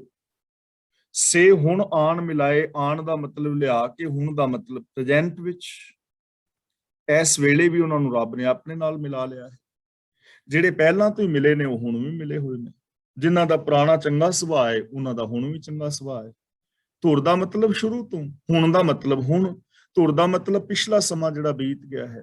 ਜਿਹੜੇ ਪਿਛਲੇ ਬੀਤੇ ਸਮੇਂ ਵਿੱਚ ਮਿਲੇ ਨੇ, ਜਿਨ੍ਹਾਂ ਦੇ ਅੰਦਰ ਸ਼ੁਭ ਸੰਸਕਾਰ ਨੇ, ਜਿਨ੍ਹਾਂ ਨੇ ਰੱਬੀ ਗੁਣਾਂ ਨੂੰ ਆਪਣੇ ਮਨ ਵਿੱਚ ਵਸਾਇਆ ਹੋਇਆ ਹੈ, ਉਹ ਹੁਣ ਵੀ ਮਿਲੇ ਹੋਏ ਨੇ, ਉਹਨਾਂ ਨੂੰ ਰੱਬ ਨੇ ਹੁਣ ਵੀ ਆਪਣੇ ਨਾਲ ਮਿਲਾਇਆ ਹੋਇਆ ਹੈ। ਤੇ ਜਿਹੜੇ ਨਹੀਂ ਮਿਲੇ ਉਹ ਆਪਣੇ ਜੀਵਨ ਨੂੰ ਭੰਨ ਕੇ ਕੱਢ ਸਕਦੇ ਨੇ। ਮਹਿਲਾ ਤੀਜਾ, ਜਿਨਨੀ ਨਾਮ ਵਿਸਾਰਿਆ ਕਿਆ ਜਪ ਜਾਪਹਿ ਹੋਰ। ਜਿਨਨੀ ਨਾਮ ਦਾ ਮਤਲਬ ਰੱਬ ਦਾ ਹੁਕਮ। ਜਿਨ੍ਹਾਂ ਮਨੁੱਖਾਂ ਨੇ ਰੱਬ ਦੇ ਹੁਕਮ ਨੂੰ ਤੇ ਵਿਸਾਰਿਆ ਹੋਇਆ ਹੈ, ਰੱਬ ਦੇ ਹੁਕਮ ਨੂੰ ਭੁਲਾਇਆ ਹੋਇਆ, ਹੁਕਮ ਵਿੱਚ ਨਹੀਂ ਤੁਰਦੇ, ਪਵਨ ਗੁਰੂ ਪਾਣੀ ਪਿਤਾ ਦੇ ਸਿਧਾਂਤ ਨੂੰ ਨਹੀਂ ਮੰਨਦੇ, ਸਿਸਟਮ ਨੂੰ ਨਹੀਂ ਦੇਖ ਰਹੇ, ਪਾਣੀ ਨੂੰ ਬੇਤਹਾਸ਼ਾ ਥੱਲਿਓਂ ਜ਼ਮੀਨ ਚੋਂ ਕੱਢ ਕੇ ਬਰਬਾਦ ਕਰੀ ਜਾ ਰਹੇ ਨੇ, ਹਵਾ ਵਿੱਚ ਪੋਲੂਸ਼ਨ ਫੈਲਾ ਰਹੇ ਨੇ, ਧਰਤੀ ਤੇ ਗੰਦਗੀ ਫੈਲਾ ਰਹੇ ਨੇ, ਪਰਿਵਾਰ ਦੇ ਅੰਦਰ ਇੱਕ ਦੂਜੇ ਦੇ ਉੱਤੇ ਵਿਸ਼ਵਾਸ ਦੇ ਪਾਤਰ ਬਣ ਕੇ ਨਹੀਂ ਰਹਿੰਦੇ, ਇਨਸਾਨੀਅਤ ਵਾਲੀ ਜ਼ਿੰਦਗੀ ਨਹੀਂ ਜੀਂਦੇ, ਰੱਬੀ ਹੁਕਮ ਨੂੰ ਭੁਲਾ ਦਿੱਤਾ ਹੈ, ਰੱਬੀ ਹੁਕਮ ਨੂੰ ਭੁਲਾ ਦਿੱਤਾ ਹੈ। ਸੌਖੇ ਸ਼ਬਦਾਂ ਵਿੱਚ ਜੇ ਮੈਂ ਕਹਾਂ ਤਾਂ ਜਿਨ੍ਹਾਂ ਨੇ ਗੁਰਬਾਣੀ ਦੇ ਦਿੱਤੇ ਹੋਏ ਵੇ ਆਫ ਲਾਈਫ ਨੂੰ ਤੇ ਛੱਡ ਦਿੱਤਾ ਹੈ, ਜੋ ਗੁਰਬਾਣੀ ਕਹਿੰਦੀ ਉਹੋ ਜਿਹਾ ਜੀਵਨ ਤੇ ਜੀ ਨਹੀਂ ਰਹੇ। ਕਿਆ ਜਪ ਜਾਪਹਿ ਹੋਰ, ਤਾਂ ਗੁਰੂ ਜੀ ਕਹਿੰਦੇ ਨੇ ਕਿਸੇ ਹੋਰ ਰਸ ਵਿੱਚ ਪੈ ਕੇ ਜਪ ਜਪਣ ਦਾ ਉਹਨਾਂ ਨੂੰ ਕੋਈ ਲਾਭ ਨਹੀਂ। ਕਿਆ ਜਪ ਜਾਪਹਿ ਹੋਰ ਜਪ ਜਪਣ ਦਾ ਉਹਨਾਂ ਨੂੰ ਲਾਭ ਕੀ ਹੈ?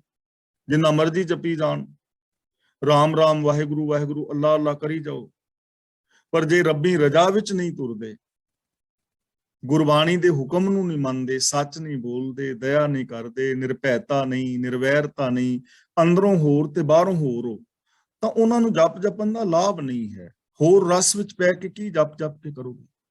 ਤਾਂ ਗੁਰੂ ਜੀ ਕਹਿੰਦੇ ਨੇ ਜਿਨ੍ਹਾਂ ਨੇ ਰੱਬੀ ਹੁਕਮ ਨੂੰ ਵਿਸਾਰਿਆ ਹੈ, ਕਿਸੇ ਹੋਰ ਰਸ ਵਿੱਚ ਪੈ ਕੇ ਜਪ ਜਪਣ ਦਾ ਉਹਨਾਂ ਨੂੰ ਕੋਈ ਲਾਭ ਨਹੀਂ ਹੋ ਸਕਦਾ, ਜੀਵਨ ਵਿੱਚ ਸੁੱਖ ਪੈਦਾ ਨਹੀਂ ਹੋ ਸਕਦਾ ਜਦੋਂ ਤੱਕ ਅਸੀਂ ਸਿਸਟਮ ਨੂੰ, ਰੱਬੀ ਹੁਕਮ ਨੂੰ, ਰਜ਼ਾ ਨੂੰ ਫੋਲੋ ਨਹੀਂ ਕਰਦੇ। ਤੇ ਐਸੇ ਲੋਕਾਂ ਨੂੰ ਮਿਲਦਾ ਕੀ ਹੈ ਜਿਹੜੇ ਰੱਬੀ ਰਜ਼ਾ ਨੂੰ ਤੇ ਫੋਲੋ ਨਹੀਂ ਕਰਦੇ, ਗੁਰਬਾਣੀ ਦੇ ਦਿੱਤੇ ਵੇ ਆਫ ਲਾਈਫ ਨੂੰ ਫੋਲੋ ਨਹੀਂ ਕਰਦੇ, ਮਨ ਬਚਨ ਕਰਮ ਕਰਕੇ ਸੱਚ ਦੇ ਧਾਰਨੀ ਨਹੀਂ, ਹੋਰ ਕਰਮ ਕਰਦੇ ਫਿਰਦੇ ਨੇ। ਤਾਂ ਬਿਸ਼ਤਾ ਅੰਦਰ ਕੀਟ ਸੇ ਮੁੱਠੇ ਧੰਦੇ ਚੋਰ। ਚੋਰ ਦਾ ਮਤਲਬ ਚੋਰ ਨੇ, ਧੰਦੇ ਦਾ ਮਤਲਬ ਜੰਜਾਲਾਂ ਨੇ, ਕੀਟ ਦਾ ਮਤਲਬ ਕੀੜੇ, ਮੁੱਠੇ ਧੰਦੇ ਚੋਰ ਦਾ ਮਤਲਬ ਧੰਦੇ ਚੋਰ ਦੀ ਰਾਹੀਂ ਉਹ ਠੱਗੇ ਗਏ ਨੇ। ਕਿਉਂਕਿ ਜਿਨ੍ਹਾਂ ਨੂੰ ਦੁਨੀਆ ਦੇ ਜੰਜਾਲ ਰੂਪ ਚੋਰ ਨੇ ਠੱਗਿਆ ਹੋਇਆ ਹੈ, ਉਹ ਇੰਜ ਵਿਲੂ ਕਰਦੇ ਨੇ ਜਿਵੇਂ ਵਿਸ਼ਟਾ ਦੇ ਵਿੱਚ ਕੀੜੇ ਨੇ। ਗੰਦਗੀ ਵਿੱਚ ਕੀੜੇ ਹੋਣ ਨਾ, ਗੋਹੇ ਵਿੱਚ ਕੀੜੇ ਹੋਣ, ਗੰਦਗੀ ਵਿੱਚ ਕੀੜੇ ਵਿਲੂ ਕਰਦੇ ਨੇ, ਤਾਂ ਉਹ ਲੋਕ ਗੰਦਗੀ ਦੇ ਉਹਨਾਂ ਕੀੜਿਆਂ ਵਰਗੇ ਨੇ ਜੋ ਰੱਬ ਦੀ ਰਜ਼ਾ ਨੂੰ ਫੋਲੋ ਨਹੀਂ ਕਰਦੇ, ਜੋ ਮਨ ਬਚਨ ਕਰਮ ਕਰਕੇ ਸੱਚ ਦੇ ਧਾਰਨੀ ਨਹੀਂ ਹਨ ਤੇ ਹੋਰ ਜਪ ਤਪ ਕਰਦੇ ਫਿਰਦੇ ਨੇ, ਵਿਕਾਰਾਂ ਵਿੱਚ ਫਸੇ ਨੇ। ਉਹ ਗੰਦਗੀ ਦੇ ਕੀੜਿਆਂ ਤੋਂ ਵੱਧ ਕੁਛ ਨਹੀਂ ਹਨ, ਕਿਉਂਕਿ ਗੰਦਗੀ ਖਾ ਰਹੇ ਨੇ ਤੇ ਗੰਦਗੀ ਫੈਲਾ ਰਹੇ ਨੇ। ਇਸ ਲਈ ਸਾਨੂੰ ਰੱਬੀ ਰਜ਼ਾ ਵਿੱਚ ਤੁਰਨਾ ਚਾਹੀਦਾ ਹੈ। ਇਨਸਾਨੀਅਤ ਹਰ ਇਨਸਾਨ ਨੂੰ ਆਪਣੇ ਅੰਦਰ ਪੈਦਾ ਕਰਨੀ ਚਾਹੀਦੀ ਹੈ। ਜੋ ਮੂਲ ਮੰਤਰ ਅੰਦਰ ਰੱਬੀ ਗੁਣ ਦੱਸੇ ਨੇ ਉਹਨਾਂ ਨੂੰ ਜ਼ਿੰਦਗੀ ਵਿੱਚ ਇੰਪਲੀਮੈਂਟ ਕਰਨਾ ਚਾਹੀਦਾ ਹੈ। ਇੰਪਲੀਮੈਂਟ ਕਰਨ ਤੋਂ ਬਿਨਾਂ ਬਾਤ ਨਹੀਂ ਬਣੇਗੀ। ਇਸ ਲਈ ਗੁਰੂ ਜੀ ਕਹਿੰਦੇ ਨੇ ਅਰਦਾਸ ਕਰੋ, ਇੱਕ ਮੰਗ ਮੰਗੋ, ਇੱਕ ਪ੍ਰੋਮਿਸ ਕਰੋ, ਨਾਨਕ ਨਾਮ ਨਾ ਵਿਸਰੈ, ਝੂਠੇ ਲਾਲਚ ਹੋਰ ਲਾਲਚ ਦਾ ਮਤਲਬ ਰੱਬੀ ਰਜ਼ਾ ਤੋਂ ਬਿਨਾਂ ਜਿਹੜੇ ਹੋਰ ਲਾਲਚ ਨੇ, ਗੁਣਾ ਤੋਂ ਬਿਨਾਂ ਹੋਰ ਲਾਲਚ, ਗੁਣਾ ਨੂੰ ਛੱਡ ਕੇ ਕਾਮ ਕ੍ਰੋਧ ਲੋਭ ਮੋਹ ਹੰਕਾਰ ਇਹਨਾਂ ਨੂੰ ਵਧਾਣਾ, ਇਹ ਲਾਲਚ। ਤਾਂ ਗੁਰੂ ਜੀ ਕਹਿੰਦੇ ਨੇ ਇਹ ਅਰਦਾਸ ਕਰਕੇ ਪ੍ਰਭੂ ਦਾ ਨਾਮ ਯਾਨੀ ਰੱਬ ਦਾ ਹੁਕਮ, ਰੱਬ ਦੀ ਸਿਫਤ ਸਲਾਹ ਮੈਨੂੰ ਨਾ ਭੁੱਲੇ। ਹੋਰ ਬਾਕੀ ਲਾਲਚ ਵਿਅਰਥ ਨੇ। ਸੱਚ ਨੂੰ ਛੱਡ ਕੇ, ਰੱਬੀ ਗੁਣਾ ਨੂੰ ਛੱਡ ਕੇ ਜੇ ਹੋਰ ਦਾਤਾਂ ਮਿਲ ਵੀ ਜਾਣ ਤੇ ਵਿਅਰਥ ਨੇ, ਇਨਸਾਨੀਅਤ ਖਤਮ ਹੋ ਜਾਏਗੀ ਨਾ। ਇਸ ਲਈ ਗੁਰੂ ਜੀ ਕਹਿੰਦੇ ਨੇ ਪ੍ਰੋਮਿਸ ਕਰੋ, ਅਰਦਾਸ ਕਰੋ, ਆਪਣਾ ਗੋਲ ਬਣਾਓ, ਰੱਬ ਦੇ ਚਰਨਾਂ 'ਚ ਮੰਗੋ ਕਿ ਹੇ ਰੱਬਾ ਰਹਿਮਤ ਕਰ, ਅਸੀਂ ਤੇਰੇ ਗੁਣਾਂ ਦੇ ਧਾਰਨੀ ਹੋਈਏ, ਸਾਨੂੰ ਤੇਰੇ ਰਜ਼ਾ ਦੇ ਵਿੱਚ ਜੀਵਨ ਜੀਣ ਦਾ ਬਲ ਸਾਨੂੰ ਬਖਸ਼, ਕਿਉਂਕਿ ਬਾਕੀ ਸਾਰੇ ਲਾਲਚ ਝੂਠੇ ਨੇ, ਬਾਕੀ ਲਾਲਚਾਂ ਵਿੱਚ ਦੁੱਖ ਅਸ਼ਾਂਤੀ ਹੈ। ਪੌੜੀ ਨਾਮ ਸਲਾਹਨ ਨਾਮ ਮਨ ਅਸਥਿਰ ਜਗ ਸੋਈ। ਤਾਂ ਗੁਰੂ ਜੀ ਕਹਿੰਦੇ ਨੇ ਜਿਹੜੇ ਮਨੁੱਖ ਪ੍ਰਭੂ ਦੀ ਸਿਫਤ ਸਲਾਹ ਕਰਦੇ ਨੇ ਔਰ ਜਿਹੜੇ ਪ੍ਰਭੂ ਦੇ ਹੁਕਮ ਨੂੰ ਆਪਣੇ ਮਨ ਦੇ ਅੰਦਰ ਵਸਾਉਂਦੇ ਨੇ, ਅਸਥਿਰ ਜਗ ਸੋਈ ਦਾ ਮਤਲਬ ਉਹੀ ਇਸ ਸੰਸਾਰ ਤੇ ਸਥਿਰ ਨੇ, ਉਹ ਆਤਮਿਕ ਜੀਵਨ ਵਾਲੇ ਨੇ, ਉਹ ਆਤਮਿਕ ਮੌਤ ਤੇ ਨਹੀਂ ਮਰਦੇ। ਜਿਹੜੇ ਪ੍ਰਭੂ ਦੀ ਸਿਫਤ ਸਲਾਹ ਕਰਦੇ ਨੇ, ਗੁਣਾਂ ਦੇ ਧਾਰਨੀ ਨੇ, ਨਾਮ ਮਨ ਦਾ ਮਤਲਬ ਜਿਨ੍ਹਾਂ ਨੇ ਰੱਬ ਦੇ ਹੁਕਮ ਨੂੰ ਆਪਣੇ ਮਨ ਵਿੱਚ ਵਸਾਇਆ ਹੋਇਆ ਹੈ, ਉਹ ਸੱਚੇ ਸੁੱਚੇ ਆਤਮਿਕ ਜੀਵਨ ਵਾਲੇ ਨੇ। ਹਿਰਦੈ ਹਰ ਹਰ ਚਿਤਵੈ ਦੂਜਾ ਨਹੀਂ ਕੋਈ। ਗੁਰੂ ਦੇ ਸਨਮੁਖ ਰਹਿਣ ਵਾਲਾ ਮਨੁੱਖ ਆਪਣੇ ਹਿਰਦੇ ਦੇ ਅੰਦਰ ਸਿਰਫ ਇੱਕ ਰੱਬ ਨੂੰ, ਰੱਬੀ ਗੁਣਾਂ ਨੂੰ ਯਾਦ ਕਰਦਾ ਹੈ। ਰੱਬੀ ਗੁਣਾਂ ਤੋਂ ਬਿਨਾ ਦੂਜਾ ਹੋਰ ਕੋਈ ਉਹਦੇ ਮਨ ਵਿੱਚ ਨਹੀਂ ਹੈ, ਉਹਦੀ ਸੋਚ ਵਿੱਚ ਵੀ ਨਹੀਂ ਕੋਈ ਦੂਜਾ ਔਗਣ, ਕੋਈ ਪਾਪ, ਕੋਈ ਵਿਕਾਰ। ਰੋਮ ਰੋਮ ਹਰ ਉਚਰੈ ਖਿਨ ਖਿਨ ਹਰ ਸੋਈ। ਰੋਮ ਰੋਮ ਲੂੰ ਲੂੰ ਕਰਕੇ, ਹਰੇਕ ਰੋਮ ਦੀ ਰਾਹੀਂ, ਯਾਨੀ ਪੂਰਨ ਤੌਰ ਤੇ ਤਨੋ ਮਨੋ। ਰੋਮ ਰੋਮ ਦਾ ਮਤਲਬ ਹੁੰਦਾ ਹੈ ਤਨੋ ਮਨੋ। ਰੋਮ ਰੋਮ ਹਰ ਉਚਰੈ, ਜਿਹੜਾ ਮਨੁੱਖ ਤਨੋ ਮਨੋ ਰੱਬੀ ਗੁਣਾਂ ਦਾ ਉਚਾਰਨ ਕਰਦਾ ਹੈ, ਰੱਬੀ ਗੁਣਾਂ ਨੂੰ ਫੋਲੋ ਕਰਦਾ ਹੈ, ਖਿਨ ਖਿਨ ਹਰ ਸੋਈ, ਤੇ ਹਰ ਪਲ ਜਿਹੜਾ ਪ੍ਰਭੂ ਨੂੰ ਯਾਦ ਰੱਖਦਾ ਹੈ। ਗੁਰਮੁਖ ਜਨਮ ਸਕਾਰਥਾ ਨਿਰਮਲ ਮਲ ਖੋਈ। ਗੁਰਮੁਖ ਦਾ ਮਤਲਬ ਗੁਰੂ ਦੇ ਦੱਸੇ ਰਾਹਾਂ ਤੇ ਚੱਲਣ ਵਾਲੇ, ਸਖਾਰਥਾ ਦਾ ਮਤਲਬ ਕਾਮਯਾਬ, ਨਿਰਮਲ ਦਾ ਮਤਲਬ ਪਵਿੱਤਰ। ਉਹਦੀ ਜ਼ਿੰਦਗੀ ਕਾਮਯਾਬ ਹੈ, ਉਹਦਾ ਜੀਵਨ ਸਫਲਾ ਹੈ, ਉਹ ਪਵਿੱਤਰ ਜੀਵਨ ਵਾਲਾ ਹੋ ਜਾਂਦਾ ਹੈ। ਤੇ ਗੁਰੂ ਦੇ ਦੱਸੇ ਰਾਹਾਂ ਤੇ ਤੁਰਨ ਵਾਲੇ ਇਨਸਾਨ ਨੇ ਆਪਣੀ ਜ਼ਿੰਦਗੀ ਚੋਂ ਮੈਲ ਨੂੰ ਖਤਮ ਕਰ ਲਿਆ ਹੈ। ਨਾਨਕ ਜੀਵਦਾ ਪੁਰਖ ਧਿਆਇਆ ਅਮਰਾ ਪਦ ਹੋਈ। ਜੀਵਦਾ ਦਾ ਮਤਲਬ ਜਿਉਂਦਾ, ਸਦਾ ਕਾਇਮ ਰਹਿਣ ਵਾਲਾ। ਪੁਰਖ ਦਾ ਮਤਲਬ ਰਮਿਆ ਹੋਇਆ। ਹੇ ਨਾਨਕ, ਜਿਹੜਾ ਮਨੁੱਖ ਸਦਾ ਕਾਇਮ ਰਹਿਣ ਵਾਲੇ ਸਰਬ ਵਿਆਪਕ ਪ੍ਰਭੂ ਨੂੰ ਆਪਣੇ ਧਿਆਨ ਵਿੱਚ ਵਸਾਉਂਦਾ ਹੈ, ਅਮਰਾ ਪਦ ਹੋਈ ਦਾ ਮਤਲਬ ਅਟਲ ਆਤਮਿਕ ਜੀਵਨ ਦੇਣ ਵਾਲਾ ਦਰਜਾ ਉਹਨੂੰ ਮਿਲ ਜਾਂਦਾ ਹੈ। ਉਹ ਮਨੁੱਖ ਆਤਮਿਕ ਤੌਰ ਤੇ ਉੱਚਾ ਔਰ ਮਹਾਨ ਹੋ ਜਾਂਦਾ ਹੈ। ਉਹਦੇ ਜੀਵਨ ਵਿੱਚ ਕਦੇ ਆਤਮਿਕ ਮੌਤ ਨਹੀਂ ਆਉਂਦੀ। ਉਹ ਰੱਬ ਦੇ ਨਾਲ ਮਿਲ ਕੇ ਰੱਬ ਵਰਗਾ ਹੀ ਹੋ ਜਾਂਦਾ ਹੈ, ਔਰ ਐਸੀ ਸਟੇਜ ਤੇ ਪਹੁੰਚ ਜਾਂਦਾ ਹੈ ਜਿੱਥੇ ਮਾਇਆ ਦਾ ਔਰ ਵਿਕਾਰਾਂ ਦਾ ਕੋਈ ਹੱਲਾ ਉਹਨੂੰ ਡੁਲਾ ਨਹੀਂ ਸਕਦਾ। ਉਹ ਅਮਰ ਯਾਨੀ ਸਥਿਰ। ਬੇਸ਼ੱਕ ਉਹਨੂੰ ਆਰਿਆਂ ਦੇ ਨਾਲ ਚੀਰ ਲਓ, ਉਹ ਡੋਲਦਾ ਨਹੀਂ। ਉਹਨੂੰ ਰਾਜ ਭਾਗ ਦੇ ਜਿੰਨੇ ਮਰਜ਼ੀ ਲਾਲਚ ਦੇ ਦਿਓ, ਫਿਰ ਉਹ ਡੋਲਦਾ ਨਹੀਂ। ਤਾਂ ਗੁਰੂ ਜੀ ਕਹਿੰਦੇ ਨੇ, ਹੇ ਭਾਈ, ਜਿਨ੍ਹਾਂ ਨੇ ਸਰਬ ਵਿਆਪਕ ਸਦਾ ਕਾਇਮ ਰਹਿਣ ਵਾਲੇ ਪ੍ਰਭੂ ਨੂੰ ਆਪਣੇ ਧਿਆਨ ਦਾ ਕੇਂਦਰ ਬਣਾਇਆ ਹੈ, ਉਹਨਾਂ ਨੇ ਉੱਚਾ ਆਤਮਿਕ ਦਰਜਾ, ਆਤਮਿਕ ਜੀਵਨ ਹਾਸਲ ਕਰ ਲਿਆ ਹੈ। ਤਾਂ ਅਸੀਂ ਵੀ ਐਸੀ ਜ਼ਿੰਦਗੀ ਜੀ ਸਕਦੇ ਹਾਂ। ਹਰ ਇਨਸਾਨ ਦੇ ਅੰਦਰ ਐਸੀ ਜ਼ਿੰਦਗੀ ਜੀਣ ਦੀ ਪੋਸੀਬਿਲਿਟੀ ਹੈ। ਲੋੜ ਸਿਰਫ ਇਸ ਚੀਜ਼ ਦੀ ਹੈ ਕਿ ਗੁਰੂ ਦੀ ਪਾਵਨ ਬਾਣੀ ਆਪ ਪੜੋ, ਗੁਰਬਾਣੀ ਨੂੰ ਵਿਚਾਰੋ ਔਰ ਗੁਰਬਾਣੀ ਤੇ ਅਮਲ ਕਰੋ, ਤਾਂ ਐਸੀ ਜ਼ਿੰਦਗੀ ਹਰ ਇਨਸਾਨ ਨੂੰ ਮਿਲ ਸਕਦੀ ਹੈ।